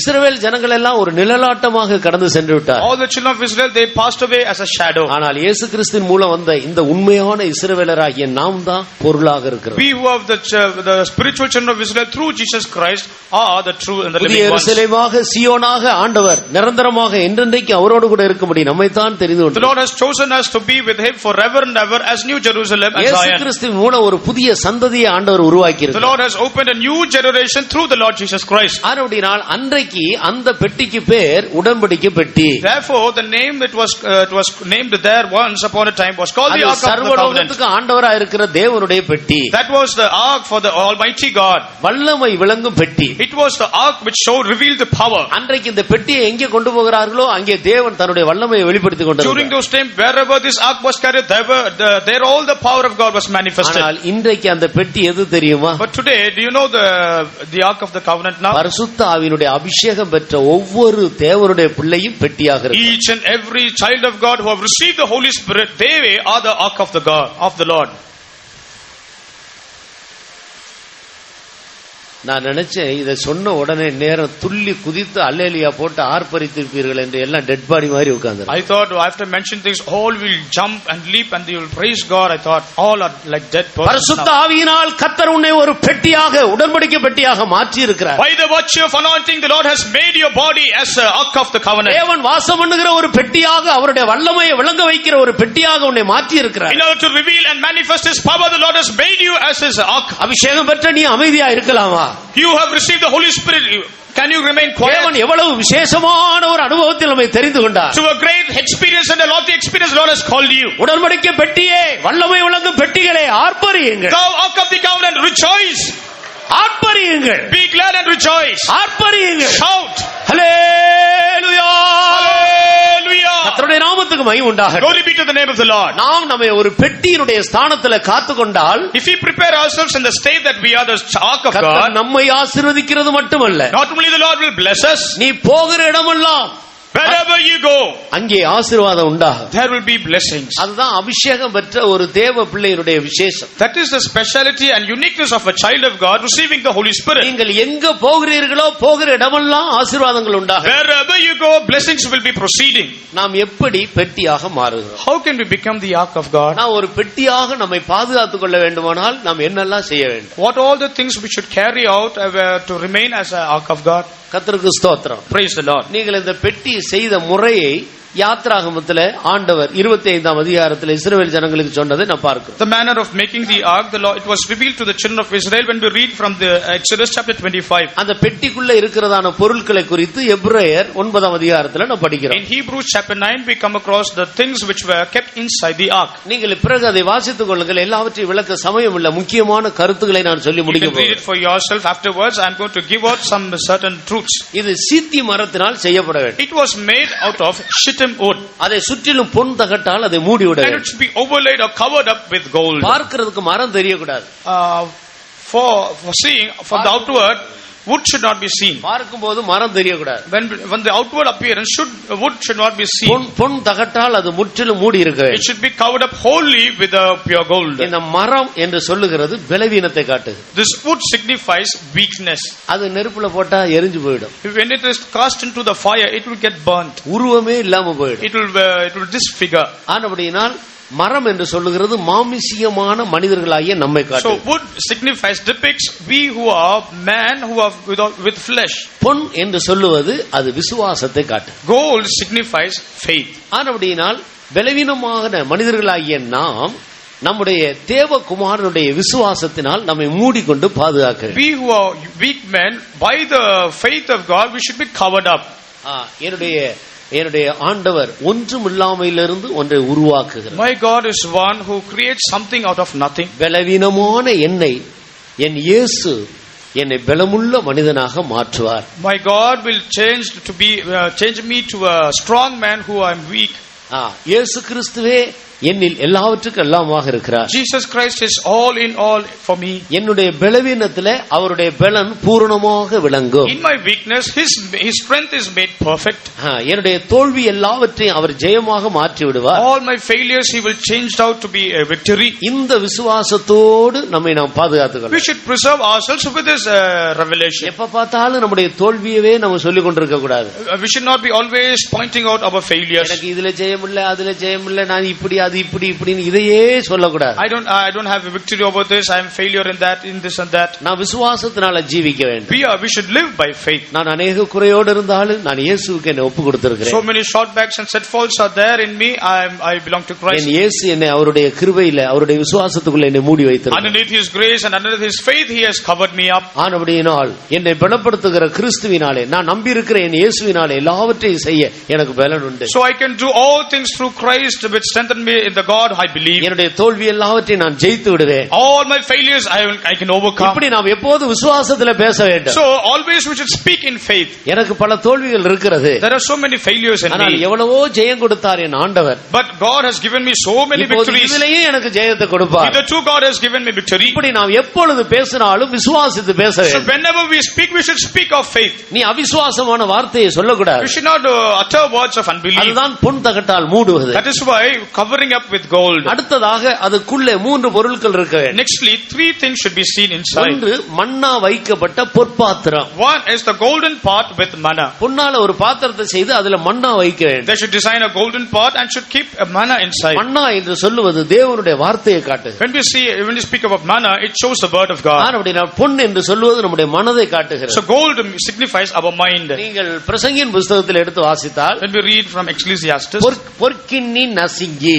So the golden vessel being crushed. பொற்கிண்ணி நசுங்கி. The gold vessel being crushed. மனிதனுடைய சரீரத்தில் உள்ள ஒவ்வொரு அவயவத்துக்கும் பிரசங்கி ஒரு காரண பெயர் கொடுக்கிறார். So this song of Solomon he tells about whatever the different parts of the body and he symbolizes them. நம்முடைய சரீரத்தில் இருக்கிற நரம்புகளுக்கு வெள்ளி கயிறுன்னு ஒரு பெயர் கொடுக்கிறார். A silver cord is mentioned for the nerves in our body.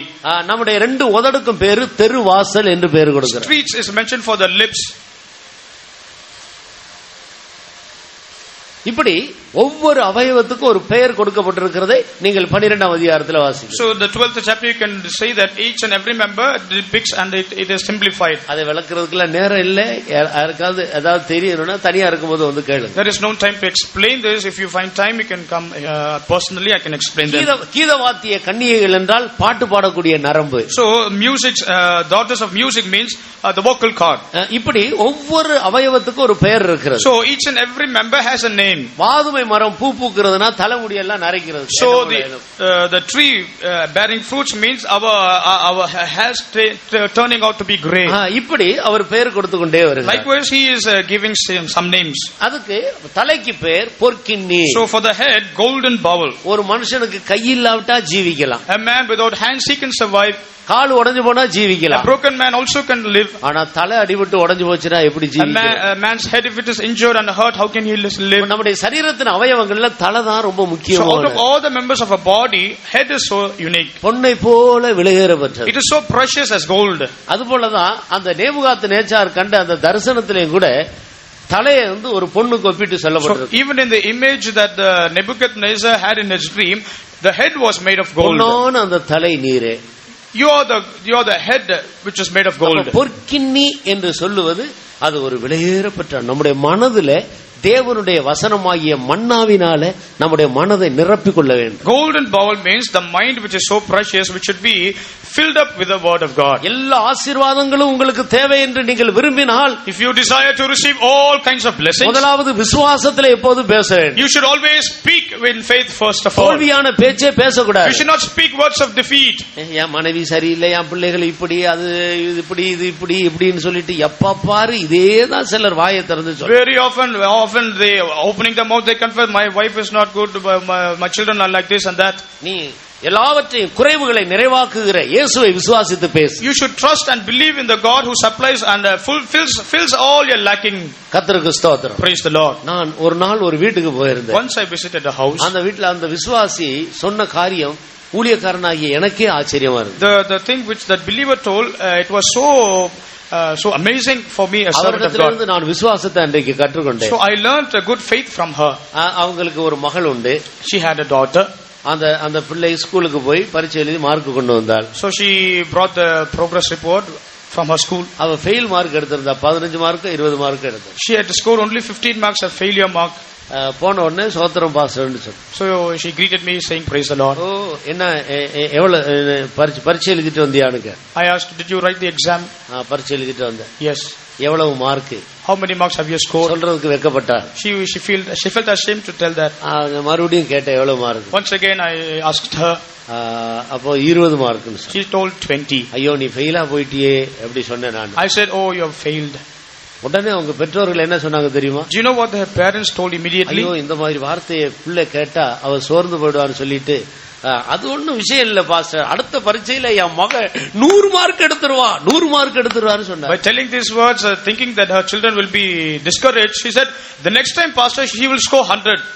என் பிள்ளை நல்லா படிப்பான்னு உடனே தூக்கி இடுப்புல ஏத்துக்கிட்டார். she took the child kept it in her loins and said she will study well. நான் சொன்ன வார்த்தையினால அந்த சிறு பிள்ளைக்குள்ள ஒரு துக்கம் வராதபடி உடனே இவர் இப்படிப்பட்ட வார்த்தையை சொல்லி அந்த பிள்ளையை சிரிக்க வைத்தார். that the child should not be discouraged or hurt by the words which I spoke. that parents took the child and cheered her. எனக்கு ஆச்சரியமா இருந்தது. I was so amazed. என் பிள்ளையை இயேசு கைவிட மாட்டார்.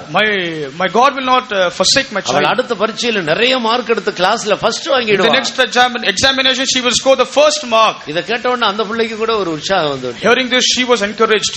பிள்ளைகளை எந்த அளவுக்கு விசுவாசத்தின் வார்த்தைகளை சொல்லி வளர்க்கிறார்கள் என்று நான் ஆச்சரியப்பட்டேன். I was really surprised to see the parents bringing up their children with good words of faith. சில பேர் பிள்ளைகள் மார்க் எடுத்துட்டு வந்தா கழுதை இங்க வா உனக்கு எவ்வளவு சாப்பாடு போட்டேன், நாய் மூஞ்சியை பாரு, இவ்வளவுதான் மார்க் எடுத்தா, இப்படித்தான் திட்டுறது. When children score very bad marks, low marks, I have heard the parents say, "Oh, you donkey, see I fed you with good food and you have scored only little marks." ஒருபோதும் அப்படி செய்யக்கூடாது. We should not do that in any way. நான் விசுவாசத்துல ஜீவிக்கிறோம். We are living by faith. நீ விசுவாசித்தால் தேவனுடைய மகிமையை காண. If thou believest, thou shalt see the glory of God. விசுவாசம் இல்லாமல் தேவனுக்கு பிரியமாயிருப்பது கூடாத காரியம். Without faith it is impossible to please God. விசுவாசித்தேன் ஆண்டவரினால் பேசுகிறேன். I have believed and therefore I have spoken. உன் விசுவாசத்தின்படி உனக்கு ஆகட்டும். Be it so as you have believed. ஆண்டவர் கொடுத்த அழகான பிள்ளையே நாய் இங்க வா பண்ணி இங்க வான்னு சொன்னீங்கன்னா அது நிச்சயமா நாய் பண்ணியாவே மாறிடும். The beautiful child which the Lord has given you, if you call them as if you address them as donkey and asses, கர்த்தருக்கு ஸ்தோத்திரம். Praise the Lord. அப்படினால் நாம் விசுவாசத்தின் வார்த்தைகளை சொல்ல. So we should speak out the words of faith. இரண்டாவது, நீங்கள் மற்ற பேப்பர் கண்ட புத்தகம் படிக்கிறதை விட இரவும் பகலும் கர்த்தருடைய வேதத்துல தியானமா இருக்கு. More than reading other newspapers and other papers, magazines, you spend time in reading the word of God. தாவீது ஆசீர்வதிக்கப்பட்டதுக்கு, எல்லா ஆசீர்வாதங்களையும் அவன் பெற்றுக்கொண்டதுக்கு ஒரு காரணம் கர்த்தருடைய வேதத்தின் மேல் பிரியமாயிருந்து இரவும் பகலும் அதை தியானிப்பார். One reason for David to have kept on abounding in all blessings is he meditated the law of the Lord day and night. அவன் செய்வதெல்லாம் வாய்க்கும். And whatsoever he doeth shall prosper. போகிற இடமெல்லாம் யுத்தத்திலே ஜெயம் எடுத்தார். Wherever to whichever battle he went, he found success. அதுக்கு காரணம் என்ன? What was the reason for that? இரவும் பகலும் கர்த்தருடைய வசனத்தை தியானித்தார். He meditated the word of God day and night. நீங்க இரவும் பகலும் கர்த்தருடைய வசனத்தை தியானிக்கிறீங்களா? Do you meditate the word of God day and night? Bible வாசிக்கிறீங்களா? Do you read the Bible? சிலருக்கு பைபிள் எங்க இருக்குன்னு தேடுவாங்க. ஆனா இருக்கிற கண்ட புஸ்தகங்கள் குமுதம், குண்டூசி, ஆனந்த விகடன், கல்கி, பேப்பர் இருக்கிற எல்லா டேபிள்லயும் அங்கங்க போன உடனே எதிர்த்தாப்புல இருக்கும். பைபிள்னா தேடணும். எங்க தேடி எங்கேயாவது பீரோவுக்கு மேல எடுத்து உடனே அதை எடுத்து இப்படி தட்டிட்டு பூன்னு ஊதி அது உள்ள இருக்கிற தூசி எல்லாம் தட்டிட்டு கொண்டாந்து கொடுப்பாங்க. To read the Bible, they will be searching there and they will dusting them up, but in the top of the tables there will be so many other filthy magazines. ஆண்டவரும் கூட உன்னை அப்படிப்பட்ட ஒரு இடத்துல தான் வைப்பார். God will also place you in that situation. அப்படினால் கர்த்தரை கனம் பண்ணுவார். Therefore let us honor about God. வேத புத்தகத்தை எடுத்து சும்மா அப்படி முத்தம் கொடுத்துட்டு வைக்கிறது இல்ல, நன்றாக வாசிங்க. Not just kissing the Bible and just keeping as such, but you should diligently read them. வேதத்தின் மேல் பிரியமாயிரு. You be having pleasure, delight in the word of God. அது தியானமா இருக்கட்டும். Always be meditating on this. இரவும் பகலும் தியானி. Meditate upon this day and night. பொன் வெள்ளியை பார்க்கில் இதை விலையாக எண்ணு. Consider this to be so much precious than silver and gold. அநேகமாயிரம் பொன் வெள்ளியை பார்க்கில் நீர் விளம்புன வேதமே நலம். More than the silver and gold, the word which you have spoken is so precious. அப்படி செய்தோமானால் தேவன் நம்மை ஆசீர்வதிப்பார். If we do that, the Lord will bless us. அதான் மன்னா வைக்கப்பட்ட பொற்பாத்திரம். That is the golden path with manna. அடுத்ததாக 2 கற்பனை பலகை. Nextly 2 tablets of stones. இது இந்த 10 கற்பனையை காட்டுகிறது. This shows the 10 commandments. இது 10ஐயும் ஆண்டவர் 2 கற்பனையில கொண்டு வந்தார். The Lord has converted all these 10 commandments into 2. ஒன்று முழு இதயத்தோடு ஆண்டவரை நேசிக்க வேண்டும். Firstly, loving the Lord with all of our heart. இது முதலாம் பிரதான கற்பனை. That is the first and the prime commandment. இரண்டாவது கற்பனை நம்மிடத்தில் அன்பு கூறுகிறது போல நாம் மற்றவர்களிடத்திலே அன்பு கூற. The second commandment is loving others as we love ourselves. இதுதான் ராஜரீக பிரமாணம். This is the royal law. வேதத்துல 3600 கற்பனைகள் இருக்கிறது. In the Bible we can come across 3600 இந்த commandments. 3600 பிரமாணங்களிலே ராஜரீக பிரமாணம்னு சொல்றது மற்றவர்களிடத்தில் அன்பு கூறுகிறது. Out of all these 3600 laws, the royal law is this loving others. உன்னிடத்தில் அன்பு கூறுகிறது போல உன் பிறனிடத்திலே அன்பு கூறு. As you love yourselves, love others. மற்றவங்க நல்லா இருக்கணும்னு விரும்ப வேண்டும். Just we should desire that others should be blessed. இது நம்முடைய இருதயத்தில் இருக்க வேண்டிய இரண்டாவது காரியம். This is the second thing that we have to bear in our heart. மூன்றாவது ஆரோனுடைய துளிர்த்த கோல். Thirdly, the Aaron's rod that budded. கர்த்தருக்கு ஸ்தோத்திரம். Praise the Lord. இது நான் மரித்தால் உயிர்த்தெழுந்து இயேசுவை சந்திப்பேன் என்ற மீட்பின் நம்பிக்கை. This is the hope of the resurrection or the redemption when he comes. ஏதாயிலும் இந்த பூமியில கஷ்டங்கள் பிரச்சனைகள் யாராவது தேவையில்லாத பிரச்சனைக்கு வந்தா அது பரவாயில்ல போனா போகட்டும், ஏதோ கொஞ்சம் பொருள் நஷ்டப்பட்டா போகட்டும், எப்படியாச்சும் ஆண்டவர் வந்தா நான் மறுரூபமாகி போக வேண்டும், இந்த நம்பிக்கையை பாதுகாத்துக் கொள்ள வேண்டும். Preserving the hope that whenever Jesus comes I have to be caught up in his coming, no matter whatever trials and situation or whatever people may arise against us. இது மூணையும் திருடத்தான் பிசாசு வர்றான். So in order to steal these things, 3 things, devil comes for against us. எதை திருடுறதுக்கு? To steal what? மன்னா வைக்கப்பட்ட பொற்பாத்திரம். To steal the golden pot with manna. ஆரோனுடைய துளிர்த்த கோல். To steal the Aaron's rod that blossomed. கற்பனை பலகை. The 2 tables of stone. இது மூணும் தான் விலையேறப்பட்டது. These 3 are so important. இது பொன் பெட்டிக்குள்ள வைத்து கிருபாசனத்தால் மூடி மகா பரிசுத்த ஸ்தலத்தில் வைத்து பாதுகாக்கப்படும். So keeping them in the golden in the ark which is made of gold and it should be kept in the presence of God. ஒன்று வசனம். First of all is the word of God. விசுவாசத்தை காட்டுகிறது. That shows faith. விசுவாசத்தினால்தான் கேள்வியினாலதான் விசுவாசம் உண்டா? So we receive faith by listening. கேள்வினா வாயால கேட்கறது இல்ல, கர்த்தருடைய வசனங்களை கேட்க கேட்க விசுவாசம் உண்டா? Not listening by the words of our mouth, but listening to the voice of God. அப்ப மன்னா வைக்கப்பட்ட பொற்பாத்திரத்துக்கு இன்னொரு வெளிப்படுத்துதல் விசுவாசம். So the revelation given for the golden pot with manna is faith. ஒன்று வசனம், இன்னொன்று வசனத்தினால் உண்டான வசனத்தின் மூலம் வருகிற விசுவாசம். One revelation is the word of God, and other is the faith we receive through the word of God. இரண்டாவது அந்த கற்பனை பலகை அன்பை காட்டுகிறது. So secondly, the two tablets of stone signifies the love of God. துளிர்த்த கோல் நம்பிக்கையை காட்டுகிறது. So the Aaron's rod that budded shows the hope. இப்பொழுது இந்த பூமியிலே விசுவாசம், நம்பிக்கை, அன்பு இம்மூன்று நிலைத்திருக்கு. So in this world, faith, hope and charity, they abide. இதுதான் விலையேற பெற்றது. So these three things are precious. வீட்ல 500 சவரன் நகை இருந்தா அது ஒண்ணும் விலை இல்ல. If 500 sovereigns of gold are there, it is not so precious. உனக்கு விசுவாசம் இருந்தா அதுதான் ரொம்ப விலை. If you have precious, it is so precious. நம்பிக்கை இருந்தா அதுதான் விலை. If you have gold, if you have a hope, that is precious. அன்பு இருந்தா அதுதான் விலை. If you have love, that is precious. ஆனபடியால் விலையுள்ளதை பாதுகாத்துக் கொள்ளுங்கள். So preserve that which is precious. விலையற்றதுக்கு முக்கியத்துவம் கொடுக்காதீங்க. Don't give importance to those of the low price. ஆனபடியால் விசுவாசம், நம்பிக்கை, அன்பு. So love, faith and hope and charity. மன்னா, துளிர்த்த கோல், கற்பனை பலகை. So the iron rod that budded shows the hope. இது மூன்றையும் நம்முடைய இருதயத்தில் பத்திரமாக வைத்துக் கொள்ள வேண்டும். So we should preserve all these three in our hearts. இதுக்கு மேல ஒரு கிருபாசனம். Over that there is a mercy seat. அது இயேசுவை காட்டுகிறது. That shows Jesus. ஆனபடியால் எல்லாம் நமக்குள்ள இருந்தாலும் நாம் கிருபைக்குள்ள மறைந்து ஜீவிக்கிறோம். Although we possess all these things, we should be hidden under the grace. எல்லாம் கிருபையே. Everything is by the grace. எல்லாம் கிருபையே. All by the grace. எல்லாம் கிருபையே. All by grace. Brother, sister, நீங்க சுகமா இருக்கிறீங்களா? Brother, sister, are you well? கிருபையினால சுகமா இருக்கேன். By grace I am okay. சாப்பிட்டீங்களா? Do you have food? கிருபையினால ஆண்டவர் எனக்கு நல்ல சாப்பாடு கொடுக்கிறார். By grace God has supplied me meals. பிள்ளைகள் நன்றாக இருக்கிறார்களா? Are your children okay? கிருபையினால எல்லாரும் ஆரோக்கியமா இருக்காங்க. By grace everyone are healthy. நீ எப்போது கிருபையை உயர்த்து. You exalt the grace at all times. உன்னை காட்டாத. You don't expose yourself. சிலர் சாட்சி சொல்லும்போது, நான் இப்படி உபவாசம் எடுத்து ஜெபம் பண்ணினேன், இந்த வியாதியில சுகம் கிடைத்ததுன்னு சொல்லாத. சுகம் கொடுத்தது கர்த்தர். Some people when they give testimony, they said, I fasted and prayed and God gave me deliverance. ஜெபத்தினால சுகம் ஒண்ணும் கிடைக்கல. You didn't receive healing because of your prayer. ஏதோ நம்ம ஜெபித்தோம், அவ்வளவுதான். We just prayed, that's all. ஆண்டவர் இறங்கினார். God had mercy. விரும்புகிறவனாலும் அல்ல, ஓடுகிறவனாலும் அல்ல, இறங்குகிற தேவனாலே ஆகும். Not of him that willeth or not of him that runneth, but God which showeth mercy. நீங்க சாட்சி சொன்னாலும் ஒரு சின்ன காரியம் செய்தால் இயேசுவை உயர்த்தி காட்டுங்க. But even if you tell a testimony or do something for the Lord, you exalt Jesus. ஆனபடியால் எல்லாம் கிருபாசனத்துக்குள்ள மறைந்திருக்க. So everything should be covered or hidden under the grace. எல்லாம் கிருபையே. Everything is by His grace. எல்லாம் கிருபையே. All by His grace. எல்லாம் கிருபையே. All by His grace. ஏழை எனக்காய் எல்லாம் முடித்த இயேசுவே நேசத்தால் ஏற்றுக்கொண்டீர். ஏழை எனக்காய் எல்லாம் முடித்த இயேசுவே நேசத்தால் ஏற்றுக்கொண்டீர். என்னில் நன்மையும் இல்லையே, எல்லாவும் கிருபையே. எல்லாரும் பாடுங்க, எல்லாரும் பாடுங்க. நன்மையும் இல்லையே, எல்லாவும் கிருபையே. எல்லிலோ நன்மையும் இல்லையே, எல்லாவும் கிருபையே. எல்லிலோ நன்மையும் இல்லையே, எல்லாவும் கிருபையே. எல்லாம் கிருபை என்று சொல்லி இரவும் பகலும் ஒரு சின்ன காரியமானாலும் கிருபையை உயர்த்த வேண்டும். Mentioning day and night, telling everything by the grace and exalt the grace. நீங்கள் படிக்கிற ஒரு மாணவர்கள், you may be a studying student. நீங்கள் இயேசுவை உங்களுக்கு தெரியும். You know Jesus very well. நீங்கள் நல்ல மார்க் எடுத்திருக்கலாம். You have scored good marks. நீங்க நல்ல என்ன மார்க் எடுத்திருக்கீங்க? What marks have you scored? எவ்வளவு மார்க் எடுத்திருக்கீங்க? How many marks have you scored? நான் 95 மார்க் எடுத்திருக்கேன். I have scored 95%. எப்படி எடுத்தீங்க? How did you achieve that? ஞாயிற்றுக்கிழமை ஆராதனைக்கு போகாம காத்திருப்பு கூட்டத்துக்கு போகாம உட்கார்ந்து நல்லா படிச்சேன், மார்க் எடுத்தேன். I didn't go to the Sunday morning service, not attended the tarrying meeting. I scored such good marks. தரித்திரமான ஒரு பதில். What absurd answer it is.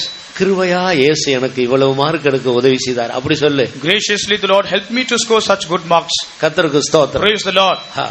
நீ காத்திருப்பு கூட்டத்துக்கு போகாம ஆராதனைக்கு போகாம கஷ்டப்பட்டு படிச்ச மார்க் எடுத்தேன்னு சொல்லு, சாத்தான் கேட்டுக்கிட்டே இருப்பான். அடுத்த தடவை போட்டு காலுக்கு கீழே மிதிச்சு நல்லா அமுக்கி வைப்பான்.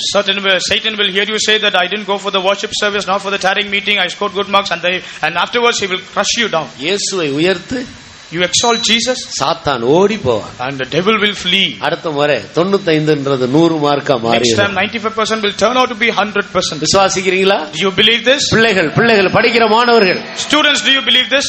படிக்கிற மாணவர்கள் கை வருதுங்க. Those who study, the children, students, விசுவாசிக்கிறீங்களா? do you have faith on this? விசுவாசிக்கிறீங்களா? Do you believe this?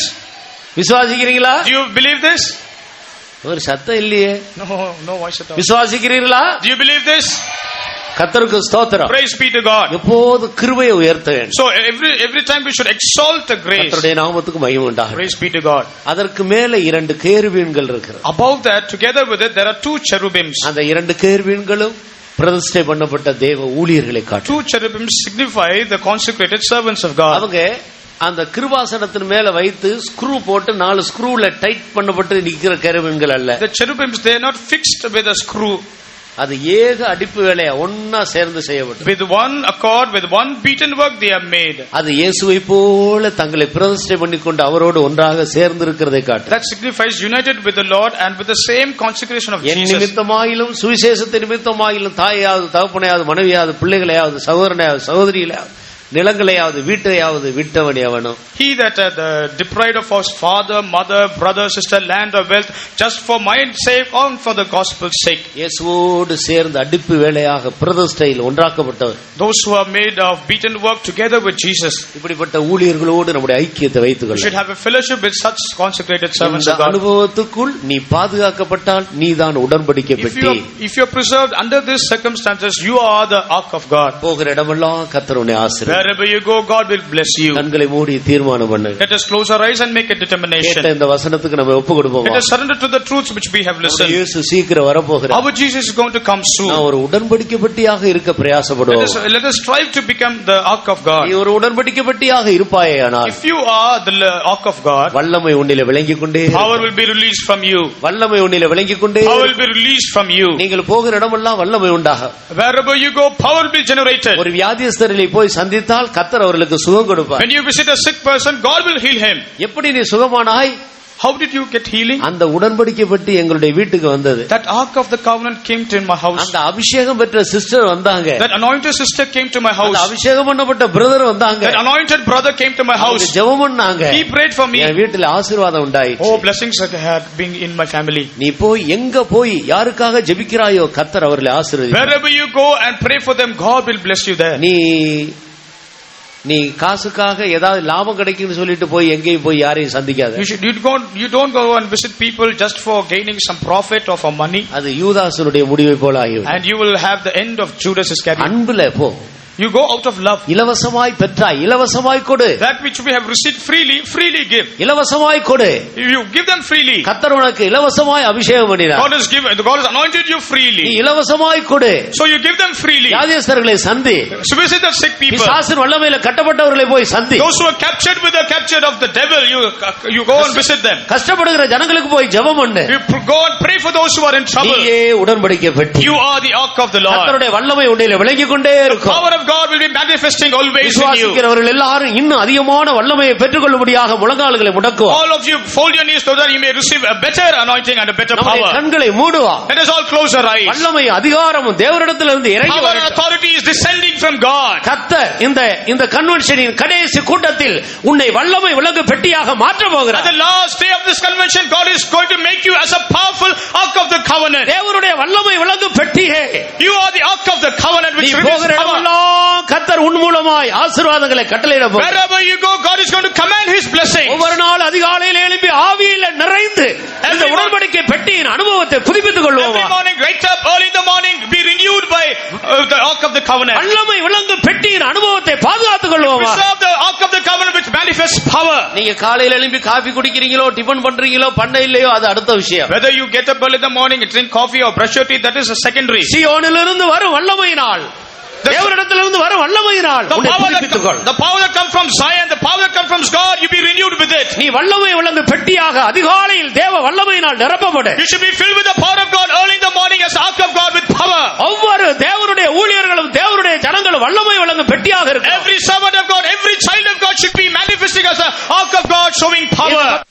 நேரத்தில் வேளையில் இந்த கூட்டத்தின் முன்னே கர்த்தர் ஒரு விசேஷித்த வல்ல விரும்புகிறார்.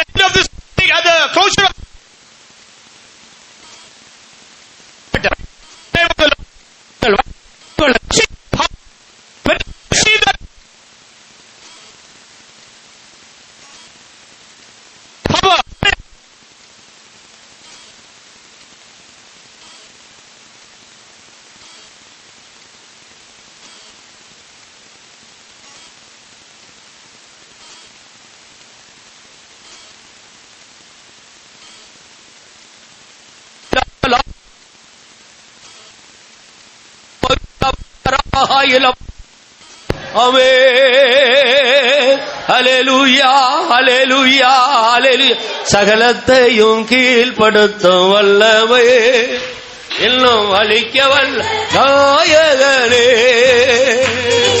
சகலத்தையும் கீழ்ப்படுத்தும் வல்லமே என்றும் அளிக்க வல்ல நாயகனே. சகலமும் செய்தோரோ தைரியமாய் நின்றிட சத்துவம் தாரும் வழியனே. சகலமும் செய்தோரோ தைரியமாய் நின்றிட சத்துவம் தாரும் வழியனே. சகலத்தையும் கீழ்ப்படுத்தும் வல்லமை என்றும் அளிக்க வல்ல நாயகனே. சகலத்தையும் கீழ்ப்படுத்தும் வல்லமை என்றும் அளிக்க வல்ல நாயகனே. சகலமும் செய்தோரோ தைரியமாய் நின்றிட சத்துவம் தாரும் வழியனே. சகலமும் செய்தோரோ தைரியமாய் நின்றிட சத்துவம் தாரும் வழியனே. அருமையானவர்களே, அருமையான தேவனுடைய ஜனமே, Beloved child of God, இந்த மத்தியான வேளையில் கர்த்தர் நம்மை சந்தித்துக் கொண்டிருக்கிறார். the Lord is visiting us this afternoon. உன்னையும் என்னையும் ஒரு வல்லமை விளக்கு பெட்டியாக மாற்ற விரும்புகிறார். He desires to make you and me the ark of His power. காலையில் எழுப்பி இந்த உன்னதத்திலிருந்து ஒரு வல்லமையினால் நம்மை நிரப்பிக் கொள்வோம். Let us all be filled with His power, getting up early in the morning. பாவம் இந்த சரீரத்தில் பிரவேசிக்க முடியாது. That sin cannot enter into us. பாவம் இந்த மனதுக்குள்ள பிரவேசிக்க முடியாது. Sin cannot enter into our mind. ஏனென்றால் இதற்குள்ள இருக்கிற வல்லமை அவைகளை அழித்து கீழ்ப்படுத்தும்.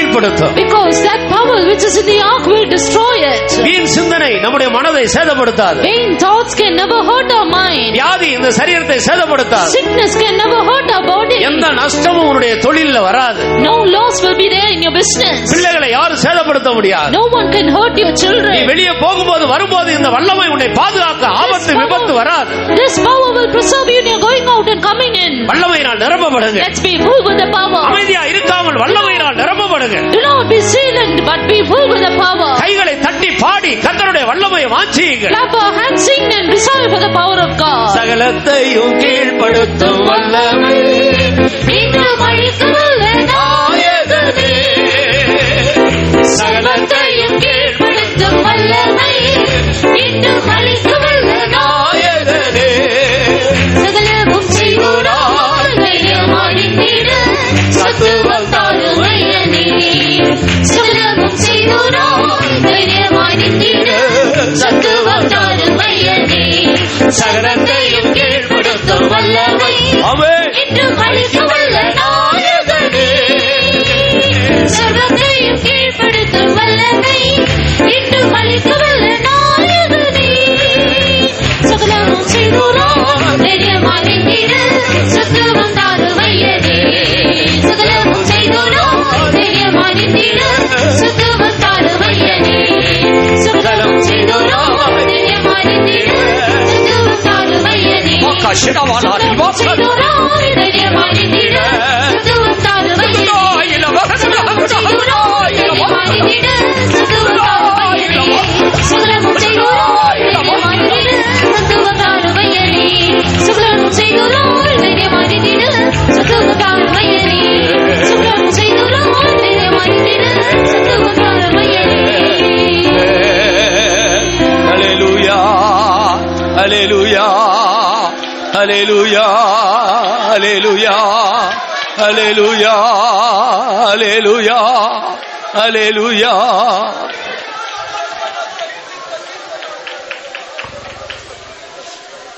நாம் பெற்ற வல்லமைக்கு ஒரு முடிவே கிடையாது பிரியமானவர். Beloved ones, the power that we receive is endless. நாம் பெற்றிருக்கிறது இந்த பூமியிலிருந்து வந்த பலன் அல்ல. The power that we have received is not from this earth. உன்னதத்திலே இருந்து வந்த பலன். It is the power from heaven. உன்னதத்திலே இருந்து வந்த பலன். The power from on high. அது ஒளியாதது. It will never change. அந்த பலன் முடிவிராது. It will never end. அது உன்னதத்திலே நம்மை கொண்டு போய் நிறுத்துகிற வரைக்கும் நம்மை விலகி கொண்டே இருக்கும். It will keep us urging us till we reach heaven. ஷபாபாபாலா ரபகதுரவாலாரியா ஷிடாவாலா கதுரவாலா சர்வத்துரவாலா ரபகதுரவாலாரியா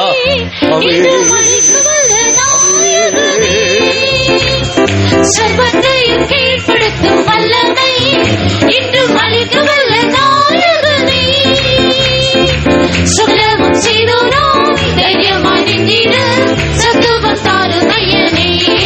சொல்லவும் செய்தோராம் தைரியமாய் நின்றிட சத்துவம் தாரும் ஐயனே. சர்வத்தையும் கீழ்ப்படுத்தும் வல்லமை இன்றும் அளிக்க வல்ல நாயகனே. சர்வத்தையும் கீழ்ப்படுத்தும் வல்லமை இன்றும் அளிக்க வல்ல நாயகனே. சர்வத்தையும் கீழ்ப்படுத்தும் வல்லமை இன்றும் அளிக்க வல்ல நாயகனே. சர்வத்தையும் கீழ்ப்படுத்தும் வல்லமை இன்றும் அளிக்க வல்ல நாயகனே. சர்வத்தையும் கீழ்ப்படுத்தும் வல்லமை இன்றும் அளிக்க வல்ல நாயகனே.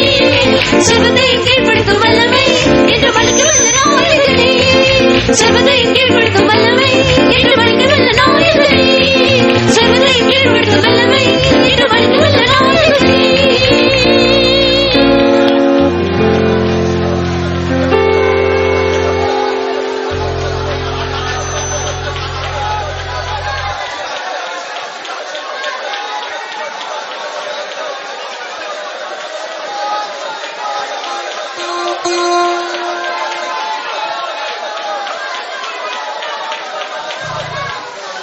ஹல்லேலூயா. நாம் எல்லாரும் எழும்பி நிற்போம். Let us all stand up. இந்த கூட்டத்தோடு நம்முடைய கன்வென்ஷன் முடிவடைகிறது. With this meeting our convention ends. ஏனென்றால் இன்றைக்கு மாலையிலிருந்து நமக்கு இரும்புலியூர்ல வாலிபர்கள் முகாம் ஆரம்பமாகிறது. Why? Because we have youth meeting at Irumbalur from this evening. அதற்காக எல்லா வாலிபர்களும் இங்கு வர வேண்டும். For this cause all the youths must come there. நாங்கள் இங்கே இருக்க வேண்டும். We also should be there. Volunteers இங்கே இருக்க வேண்டும். Volunteers should be there. ஆனபடினால நாம் இந்த காலை ஆராதனையோடு இந்த கூட்டத்தை நாம் முடிக்கிறோம். Therefore we are going to end up this meetings with the service. கர்த்தர் நாட்களில் நமக்கு பாராட்டின இரக்கம் அன்பு மகா பெரியதாக இருக்கு. Great is the love and mercy God bestowed upon us these days. அதை குறித்து இங்கே இருக்கிறதான பிரதர் காலேப் வந்து சில காரியங்களை சொல்லி கர்த்தரை ஸ்தோத்திரிக்கும்படியாக நம்ம எல்லாருக்கும் சொல்லுவார்.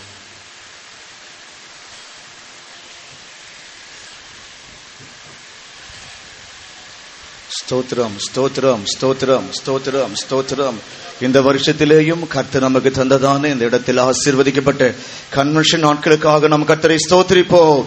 ஸ்தோத்திரம் ஸ்தோத்திரம் ஸ்தோத்திரம் ஸ்தோத்திரம் ஸ்தோத்திரம் ஸ்தோத்திரம் ஸ்தோத்திரம் ஸ்தோத்திரம் ஸ்தோத்திரம் ஸ்தோத்திரம் ஸ்தோத்திரம் ஸ்தோத்திரம் ஸ்தோத்திரம் ஸ்தோத்திரம் ஸ்தோத்திரம் ஸ்தோத்திரம் ஸ்தோத்திரம் ஸ்தோத்திரம் ஸ்தோத்திரம். பரிசுத்தவான்கள் நமக்கு இந்த மே மாசம் இந்த தேதியிலே நமக்கு கன்வென்ஷன் நடத்தும்படியாக அனுமதி கொடுத்தார்கள்.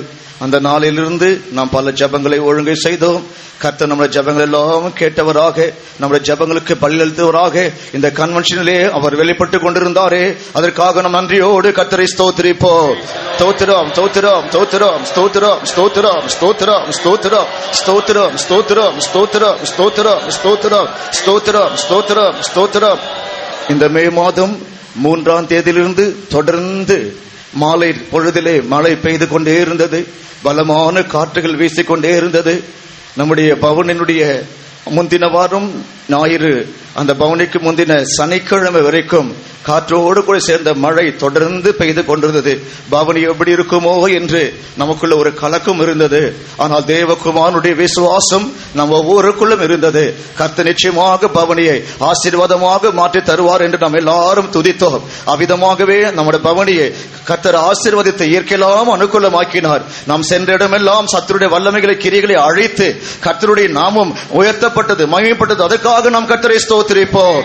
ஸ்தோத்திரம் ஸ்தோத்திரம் ஸ்தோத்திரம் ஸ்தோத்திரம் ஸ்தோத்திரம் ஸ்தோத்திரம் ஸ்தோத்திரம் ஸ்தோத்திரம் ஸ்தோத்திரம் ஸ்தோத்திரம் ஸ்தோத்திரம் ஸ்தோத்திரம் ஸ்தோத்திரம் ஸ்தோத்திரம்.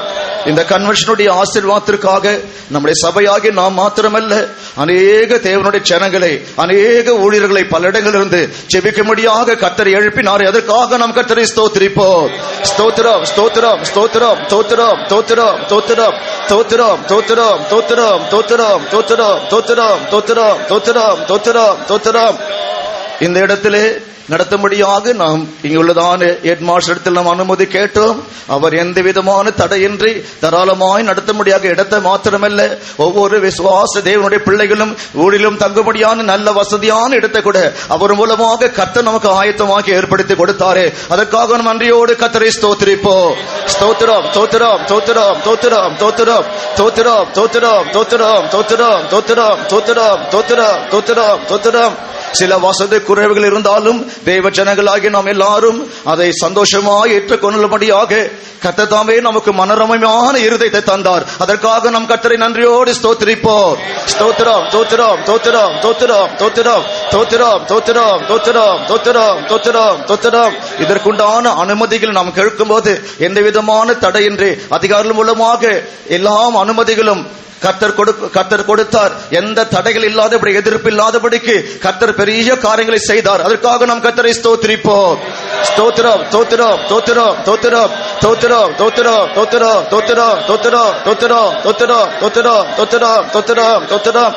கன்வென்ஷன் வாரத்திலேயே கூட இயற்கைகள் சூழ்நிலைகள் ஒரு விதமாக இருந்தாலும் இயற்கைக்கு அப்பாற்பட்டுதான் நம்ம தேவன் காற்றையும் கடலையும் அமற்றி அதட்டி அமைதல் உண்டாக்கினோம். நம்முடைய தேவனாகிய கர்த்தர் முதல் நாள் கன்வென்ஷன் ஒரு விதமாக இருந்தாலும் நன்மைக்காகவே கர்த்தர் அந்த நாட்களை கர்த்தர் ஆசீர்வதித்து முதலாம் நாள் ஆசீர்வதித்தார். தொடர்ந்து நடந்ததான கன்வென்ஷன் கூட்டத்தெல்லாம் ஆசீர்வதித்து நமக்கு தந்தார். அதற்காக நாம் கர்த்தரை ஸ்தோத்திரிப்போம். ஸ்தோத்திரம் ஸ்தோத்திரம் ஸ்தோத்திரம் ஸ்தோத்திரம் ஸ்தோத்திரம் ஸ்தோத்திரம் ஸ்தோத்திரம் ஸ்தோத்திரம் ஸ்தோத்திரம் ஸ்தோத்திரம் ஸ்தோத்திரம் ஸ்தோத்திரம் ஸ்தோத்திரம் ஸ்தோத்திரம் ஸ்தோத்திரம் ஸ்தோத்திரம்.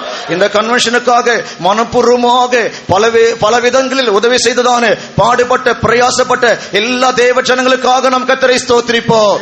ஸ்தோத்திரம் ஸ்தோத்திரம் ஸ்தோத்திரம் ஸ்தோத்திரம் ஸ்தோத்திரம் ஸ்தோத்திரம் ஸ்தோத்திரம் ஸ்தோத்திரம் ஸ்தோத்திரம்.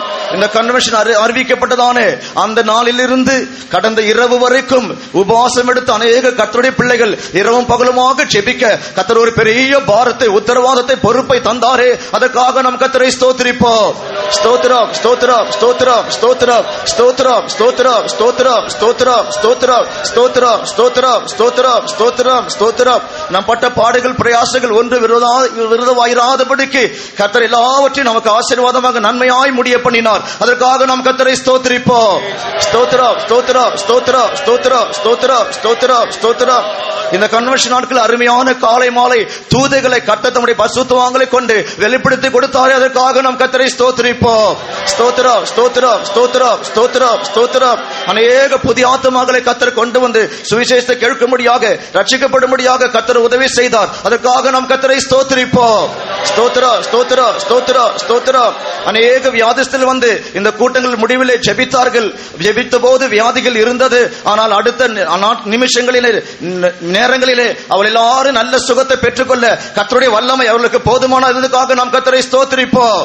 ஸ்தோத்திரம் ஸ்தோத்திரம் ஸ்தோத்திரம் ஸ்தோத்திரம் ஸ்தோத்திரம் ஸ்தோத்திரம் ஸ்தோத்திரம் ஸ்தோத்திரம் ஸ்தோத்திரம் ஸ்தோத்திரம் ஸ்தோத்திரம் ஸ்தோத்திரம். இந்த கன்வென்ஷன் மூலமாக இந்த நாளிலும் 15 பேர் கர்த்தருடைய ஆலோசனைக்கு கீழ்ப்படிந்து ஞானஸ்நானம் பெற கர்த்தர் உதவி செய்தார். அதற்காக நாம் கர்த்தரை ஸ்தோத்திரிப்போம்.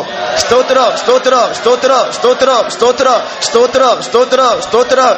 ஆவிக்குரிய சரீர பிரகாரம் எல்லா தேவைகளையும் சம்பூர்ணமாய் கர்த்தர் நமக்கு தந்தார். அதற்காக கர்த்தரை ஸ்தோத்திரிப்போம்.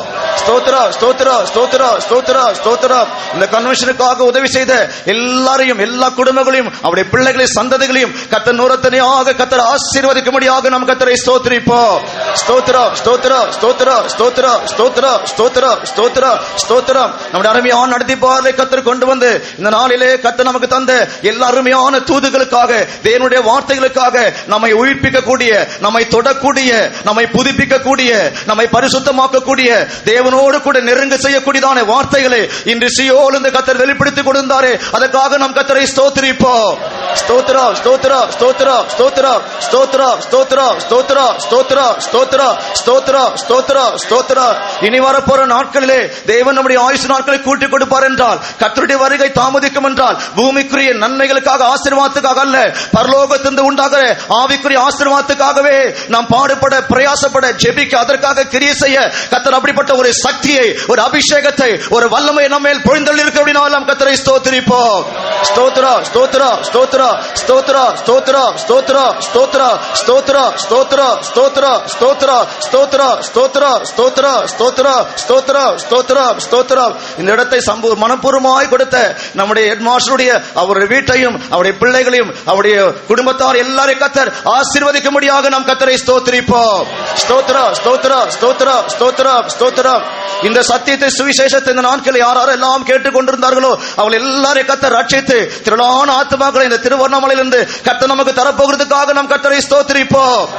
ஸ்தோத்திரம், ஸ்தோத்திரம், ஸ்தோத்திரம், ஸ்தோத்திரம், ஸ்தோத்திரம், ஸ்தோத்திரம், ஸ்தோத்திரம், ஸ்தோத்திரம், ஸ்தோத்திரம், ஸ்தோத்திரம், ஸ்தோத்திரம், ஸ்தோத்திரம், ஸ்தோத்திரம்.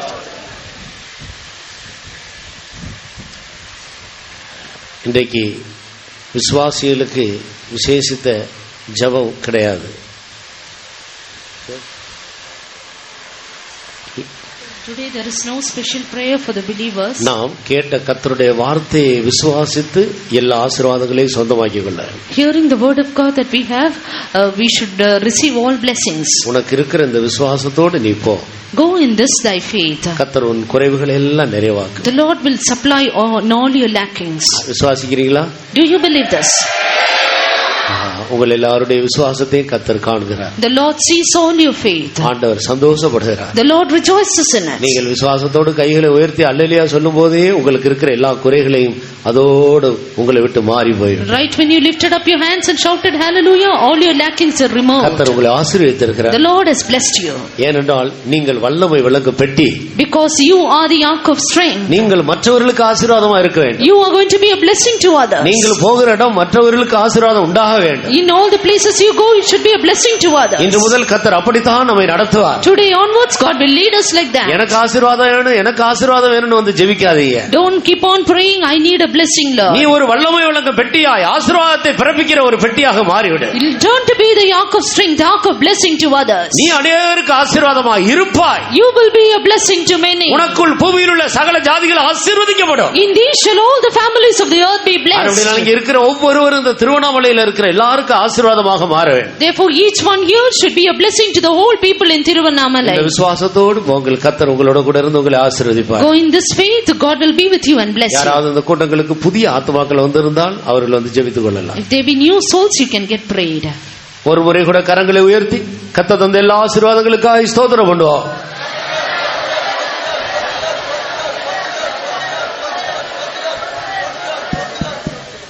ஒரு அறிவிப்பு. எங்களுடைய விசுவாச வீடு இந்த திருவண்ணாமலையில் நம்பர் 7 அண்ணா சாலை அந்த கோர்ட்டுக்கு அருகில் இருக்கிறதான இந்த பில்டிங் நம்முடைய திருவண்ணாமலை விசுவாச வீடு. தொடர்ந்து அந்த இடங்களிலே காலை மாலை ஜெபங்கள், வேத பாடங்கள், இரவு ஜெபங்கள், ஆராதனை நடைபெற்றுக் கொண்டிருக்கிறது. தொடர்ந்து அங்கு வந்து புதிய ஆத்துமாக்கள் கர்த்தருடைய தொடர்ந்து ஆசீர்வாதங்களையும் நல்ல செய்திகளும் கேட்டு பயனடையும்படியாக உங்களை வேண்டிக் கொள்கிறோம். கர்த்தருக்கு ஸ்தோத்திரம். பிள்ளை பிரதிஷ்டை இருக்கிறவங்க சீக்கிரம் முன்னால வாங்க. ஒரு முறை கூட எல்லாரும் கர்த்தரை ஸ்தோத்திரிப்போம். ஸ்தோத்திரம், தோத்திரம், தோத்திரம், தோத்திரம், தோத்திரம், தோத்திரம், தோத்திரம், தோத்திரம். எல்லாரும் எல்லா கன மகிமை என்றதான அந்த பாட்டை பாடி கர்த்தருக்கு மகிமையை செலுத்தி நம்முடைய கூட்டத்தை நாம் முடிக்க வேண்டும். எல்லா கன மகிமையும் அவர்க்கே நாம் செலுத்திடுவோம், நாம் செலுத்திடுவோம். எல்லா துதிக்கும் பாத்திரரை நாம் சேர்ந்து போற்றிடுவோம். எல்லா கன மகிமையும் அவர்க்கே நாம் செலுத்திடுவோம், நாம் செலுத்திடுவோம். எல்லா பாத்திரரை நாம் சேர்ந்து போற்றிடுவோம். எல்லா கன மகிமையும் அவர்க்கே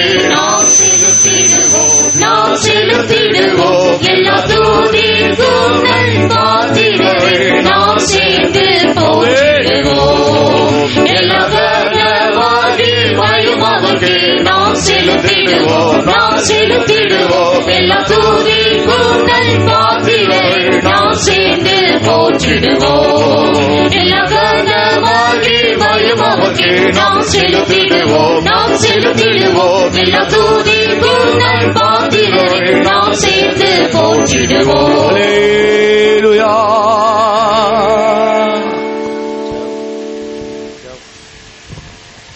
எங்களை நேசிக்கிறதானே அன்புள்ள பிதாவே, உம்முடைய பரிசுத்த சமூகத்துக்காக உமக்கு நன்றியோடு நாங்கள் ஸ்தோத்திரம் செலுத்துகிறோம்.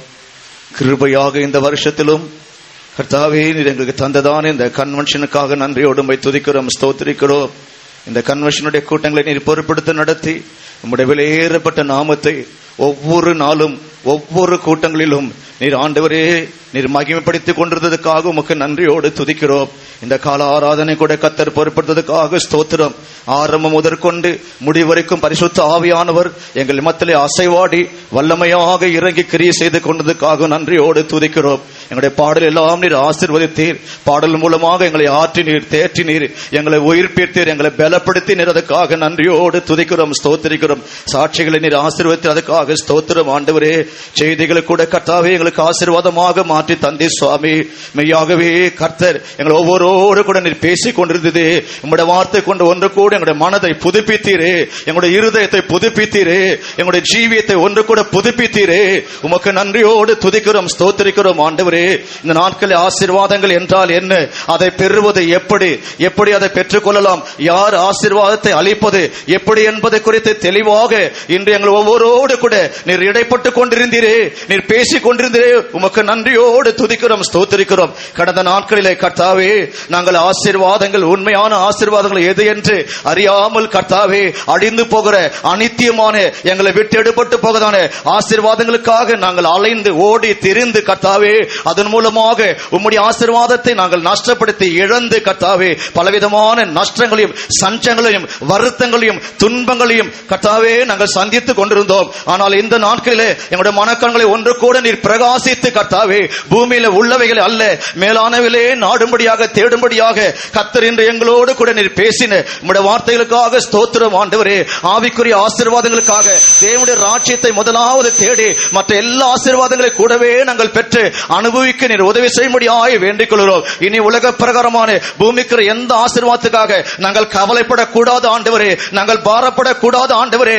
நாங்கள் நீதிமானாக நல்லவர்களாக உம்முடைய பார்வையில் நாங்கள் ஜீவிக்கும் போது நீர் எங்களுக்கு சம்பூர்ணமாக உம்முடைய ஆசீர்வாதத்தை எங்களுக்கு தருகிற தேவனாக இருக்கிறீர் என்பதை இன்றைக்கு எங்களோடு நீர் பேசினீரே. உமக்கு நன்றியோடு ஸ்தோத்திரிக்கிறோம். அந்த கர்த்தருடைய பெட்டி அந்த ஓபேத்-ஏதோமுடைய வீட்டில் இருந்தது நிமித்தம் ஆண்டவரே அவனுடைய குடும்பம் ஆசீர்வதிக்கப்பட்டது. அது போல இன்றைக்கு பரிசுத்தாவின் அபிஷேகம் பெற்ற நாங்கள் ஒவ்வொருவரும் தேவனுடைய பெட்டியாக வல்லமையுள்ள பெட்டியாக இருக்கிறபடினால் அந்த பெட்டியின் அனுபவமுடையவர்களாக நாங்கள் இருக்கும் போது நாங்களும் எங்களுடைய குடும்பமும் பிள்ளைகளும் எல்லாரும் ஆசீர்வதிக்கப்பட போகிறோம். அதற்காக ஸ்தோத்திரம் ஆண்டவரே.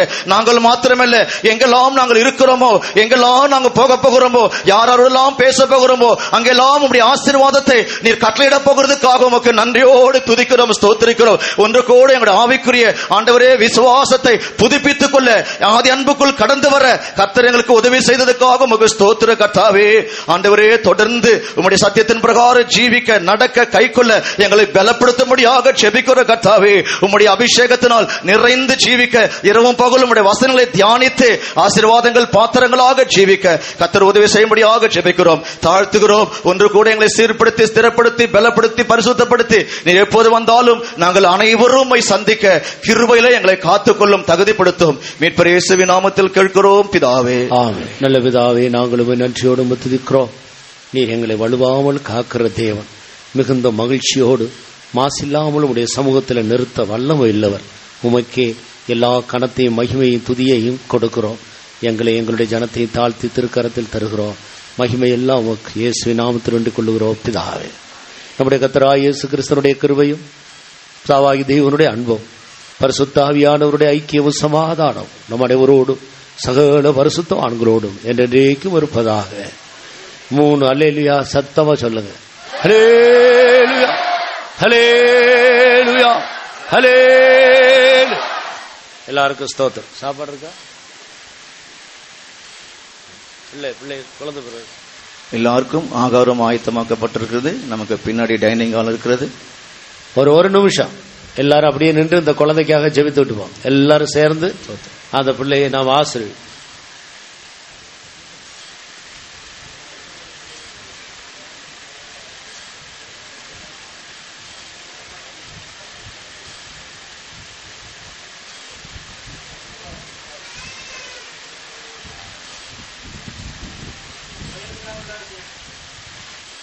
பையன் பேர் என்ன?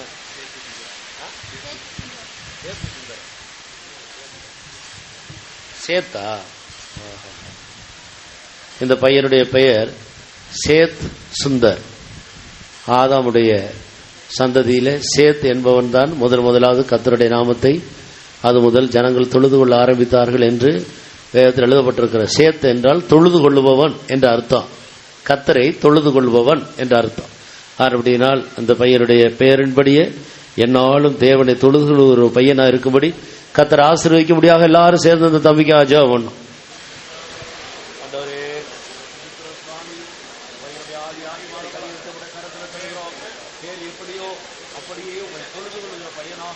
பூமியில இருக்கிற காலமெல்லாம் ஜீவிக்க உதவி செய்ய வேணுமே. இந்த நேம் ஆஃப் ஜீசஸ் ஆசீர்வதிக்கிறோம் இயேசுவினா. பெற்றோர்களுக்காக ஜெபம் பண்ணும். கர்த்தாவே நாங்கள் இருக்கிறோம், இந்த பெற்றோர்களை ஆசீர்வதிக்க வேணும். உடன்படிக்கை பெட்டியாக தங்களை காத்துக்கொண்டு ஆண்டவர் தந்த பிள்ளைகளை கர்த்தருக்காக வளர்க்க உதவி செய்யும்படி ஜெபிக்கிறோம். எல்லா ஞானத்தால் நிரப்பு, உமக்கு பயப்படுகிற பயத்தால் நிறைத்து விடும் இயேசுவினா.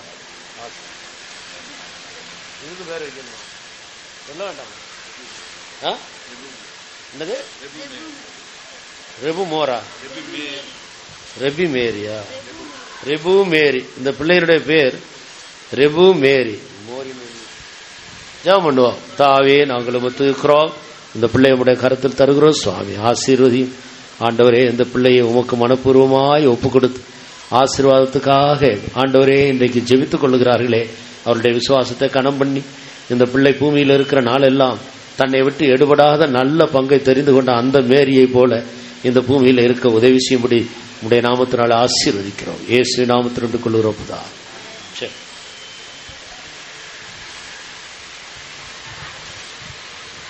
ஒரு அறிவிப்பு. உங்களுடைய 2 சக்கர வாகன அந்த கீச் சாவி யாராவது விட்டிருந்தால், காணாமல் போயிருந்தால் தயவு செய்து வந்து இங்கே பெற்றுக்கொள்ளவும். 2 சக்கர வாகனத்தினுடைய சாவி.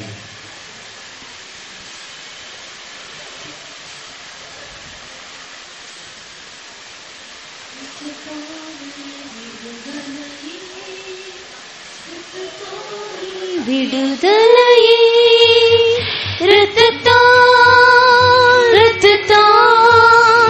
ரத்தத்தாலே விடுதலையே ஆவியாலே விடுதலையே ஆவியாலே விடுதலையே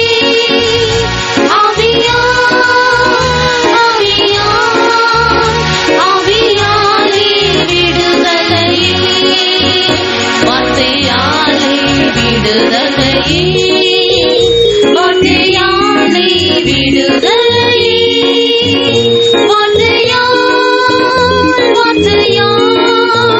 வார்த்தையாலே விடுதலையே ரத்தத்தாலே விடுதலையே